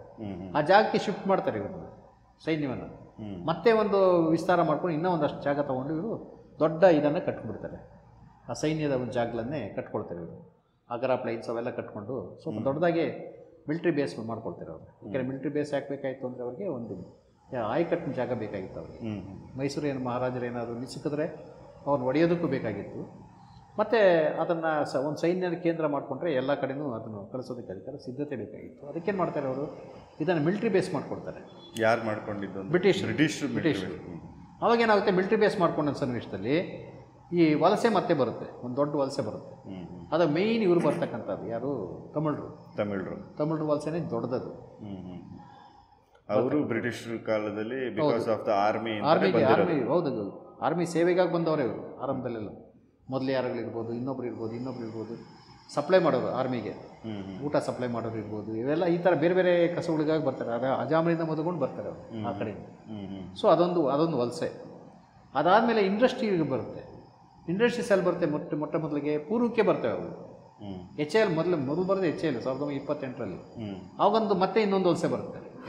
ಕೆಲಸಗಾರರು ಬೇಕು, ಇನ್ನೊಂದು ಕೆಲಸಗಾರರು ಇರಲಿಲ್ಲ ಸರಿ. ಸೊ ಹಾಗೆ ಅದಕ್ಕೇನು ಮಾಡ್ತಾರೆ, ತಮಿಳ್ನಾಡಿನಿಂದ ಆಂಧ್ರದಿಂದ ಜನ ಬರ್ತಾರೆ ಮತ್ತೆ ಅಲ್ಲಿಗೆ ಬರ್ತಾರೆ, ಅಲ್ಲಿ ಸೆಟ್ಲ್ ಆಗ್ತಾರೆ. ಮತ್ತು ಬೇರೆ ಉದ್ದೇಶಗಳಿಗೆ, ವ್ಯವಸಾಯದ ಉದ್ದೇಶಗಳಿಗೆ ಬಂದಂಥವ್ರು ಭಾಳ ಹಿಂದಿನೇ ಬರ್ತಿರ್ತಾರೆ, ಹಿಂದೆನೇ ಬಂದಿರ್ತಾರೆ. ತೆಲುಗು ಮಾತಾಡ್ತಕ್ಕಂಥ ಜನ ವ್ಯವಸಾಯನ ನಂಬ್ಕೊಂಡು ಬರ್ತಾರೆ ಅವರು. ಫಲವತ್ತಾದ ಜಮೀನುಗಳನ್ನು ಇದು ಮಾಡಿಕೊಂಡು ಗಿಡ ಗಂಟೆ ಕಡಿದು ಊರುಗಳು ಮಾಡಿಕೊಂಡು. ಸೊ ಈಗ ಈ ಥರ ಅದು ಬೆಳೀತಾ ಹೋಗುತ್ತೆ. 20-30 ನಂತರ ಅದಕ್ಕೇನು ಅಡೆತಡೆ ಏನಿಲ್ಲ. ಯಾಕೆಂದರೆ ಇಂಡಸ್ಟ್ರೀಸ್ ಬೆಳೆಯೋಕ್ಕೆ ಶುರುವಾಯಿತು, ಸಹಜವಾಗಿ ಊರೂ ದೊಡ್ಡದಾಗ್ತದೆ. ಸರ್, ಅದೇ ಈ ಗಂಗರು ಕಾಲದಲ್ಲಿ, ಯಾಕಂದರೆ ಗಂಗರು ಇದ್ದಂಥ ತಲಕಾಡು, ನಾವು ಆ ಕಡೆ ಏನು ನೋಡ್ತೀವಿ, ನೀಲಗಿರಿ ಫಾರೆಸ್ಟು ಆ ಸೈಡ್ಗೆಲ್ಲ ನಾವು ನೋಡ್ತು, ಆ ಕಡೆಗೆ ಹೋದಷ್ಟು ಅತಿ ಹೆಚ್ಚು ಆನೆಗಳಿರುವಂಥ ಜಾಗ. ಮತ್ತು ಕನ್ನಡ ಸಾಮ್ರಾಜ್ಯದಲ್ಲೂ ನಾವು ನೋಡಿದ್ರೆ ಎಲ್ಲ ರಾಜ್ಯಗಳಲ್ಲೂ ಆನೆಗಳ ಬಳಕೆ ಹೆಚ್ಚಾಗಿತ್ತು. ವಿಜಯನಗರದ ಕಥೆಗಳಲ್ಲಾಗಲಿ 550 ಆನೆ, 1550 ಆನೆ ಸಾಗಿಸಿದ್ರಿಂದ ಹಿಡಿದು. ಸೊ ಗಂಗರು ಆನೆಗಳನ್ನು ಪಳಗಿಸ್ತಾ ಇದ್ದಿದ್ದು ಆಗಲಿ, ಆನೆಗಳ ಶಾಲೆಗಳನ್ನು ಶುರು ಮಾಡಿದ್ರ ಬಗ್ಗೆ ಎಲ್ಲ ಒಂದಷ್ಟು ಮಾತಾಡ್ತಾರಲ್ಲ ಸರ್, ಅದ್ರ ಬಗ್ಗೆ ಏನಾದರೂ? ಇಲ್ಲ, ಅದ್ರ ಬಗ್ಗೆ ಏನು ನಮಗೆ ಸಿಗೋದಿಲ್ಲ, ದಾಖಲೆಗಳೇನು ಏನೂ ಸಿಗೋದಿಲ್ಲ. ಒಂದೇ ಒಂದು ಕೆಲಸೂರಲ್ಲಿ ಒಂದು ಕಲ್ಲು ಸಿಕ್ಕಿದೆ. ಅದ್ರ ಇತ್ತೀಚೆಗೆ ಮತ್ತೆ ಹೋಗಿ ಸ್ವಲ್ಪ ಅದ್ರ ಬಗ್ಗೆ ಕೆಲಸ ಮಾಡಿ ಬಂದವ್ರೆ ನಮ್ಮ ಪವನ್ ಮೌರ್ಯ ಚಕ್ರವರ್ತಿ ಅಂತ ಹುಡುಗ. ಅಲ್ಲೊಂದು ಆನೆಯ ಕೆಡ್ಡದ ಒಂದು ಚಿತ್ರ ಸಿಕ್ಕಿದೆ. ಬಟ್ ಯಾವ ಕಾಲದ್ದು ಅಂತ ಹೇಳೋದು ಕಷ್ಟ ಆಗುತ್ತೆ. ಬಿಳಿ ಕಲ್ಲು ಮೇಲೆ ಅಗಲವಾದ ಚಪ್ಪಡಿಯಲ್ಲಿ ಬರೆದಿದ್ದಾರೆ ಅವರು. ಒಂದು ಶಿಲ್ಪನ ಬಿಡಿಸಿದ್ದಾರೆ, ಶಾಸನ ಇಲ್ಲ ಅಲ್ಲಿ. ಬರೀ ಒಂದು ವೃತ್ತಗಳಿದೆಯಲ್ಲ, ವೃತ್ತಗಳಲ್ಲಿ ಆನೆಗಳನ್ನು ಹೇಗೆ ಹಿಡಿತಾ ಇದ್ರಿ ಅಂತಕ್ಕಂಥದ್ದು ಅದೊಂದು ಚಿತ್ರ. ಬಹುಶಃ ಭರತಖಂಡದಲ್ಲಿ ಅದೊಂದೇ ಇರಬೇಕು ಅನ್ಸುತ್ತೆ ಸಿಕ್ಕಿರೋದು ಈ ಥರ ಕೆಡ್ಡದ್ದು. ಎಲ್ಲಿ ಅಂತ ಹೇಳಿದ್ರೆ ಅದು ಕೆಲಸೂರು ಗುಂಡ್ಲುಪೇಟೆ ತಾಲೂಕು ಕೆಲಸೂರು. ಅಲ್ಲಿ ಆನೆ ಕೆಡ್ಡ ತೊಡೋದ್ರ ಬಗ್ಗೆ ಒಂದು ಚಿತ್ರ. ಹೌದು. ಬಂಡೆ ಮೇಲೆ ಕೆತ್ತಿರೋದ? ಇಲ್ಲ, ಚಪ್ಪಡಿ ಶಿಲೆನೇ ಹೌದು, ಚಪ್ಪಡಿ ಮೇಲೆ ತಂದು ಅದು ಊತಿಬಿಟ್ಟು ಅದ್ರ ಮೇಲೆ ಕೆತ್ತಿದ್ದಾರೆ. ಶಾಸನ ಥರ, ಶಾಸನ ಥರನೇ ಊತು ಅದರಲ್ಲಿ ಶಿಲ್ಪ ಬಿಡಿಸಿದ್ದಾನೆ, ಶಿಲ್ಪದಲ್ಲಿ ಬಿಡಿಸಿದ್ದಾನೆ, ಕೆಡ್ಡದ ಶಿಲ್ಪ. ಎಲ್ಲೂ ನಮಗೆ ಇನ್ನೆಲ್ಲೂ ಸಿಗೋದಿಲ್ಲ ನಿಮಗೆ ಬಹುಶಃ ಆ ಥರ ಕೆಡ್ಡದ ಶಿಲ್ಪ. ಅದರಲ್ಲಿ ಇತ್ತು ಅನ್ನೋ ಥರ ಹೌದು, ಅಲ್ಲೆಲ್ಲ ಹಿಡಿತಾ ಇದ್ರು ಅಂತ. ಈಗಲೂ ಅಲ್ಲಿ ನಡೆಯುತ್ತಲ್ಲ, ಹಿಡಿತಾರೆ. ನಡೆಯೋದೆಲ್ಲ ಅಲ್ಲೇ ಮೈನ್ ಆಗಿ ಹೆಗ್ಗಡದೇವನಕೋಟೆ ಗುಂಡ್ಲುಪೇಟೆ ಮಧ್ಯದಲ್ಲೇ ಹಿಡಿತಕ್ಕಂಥದ್ದು, ಆನೆಗಳು ಹಿಡಿತಕ್ಕಂಥದ್ದು.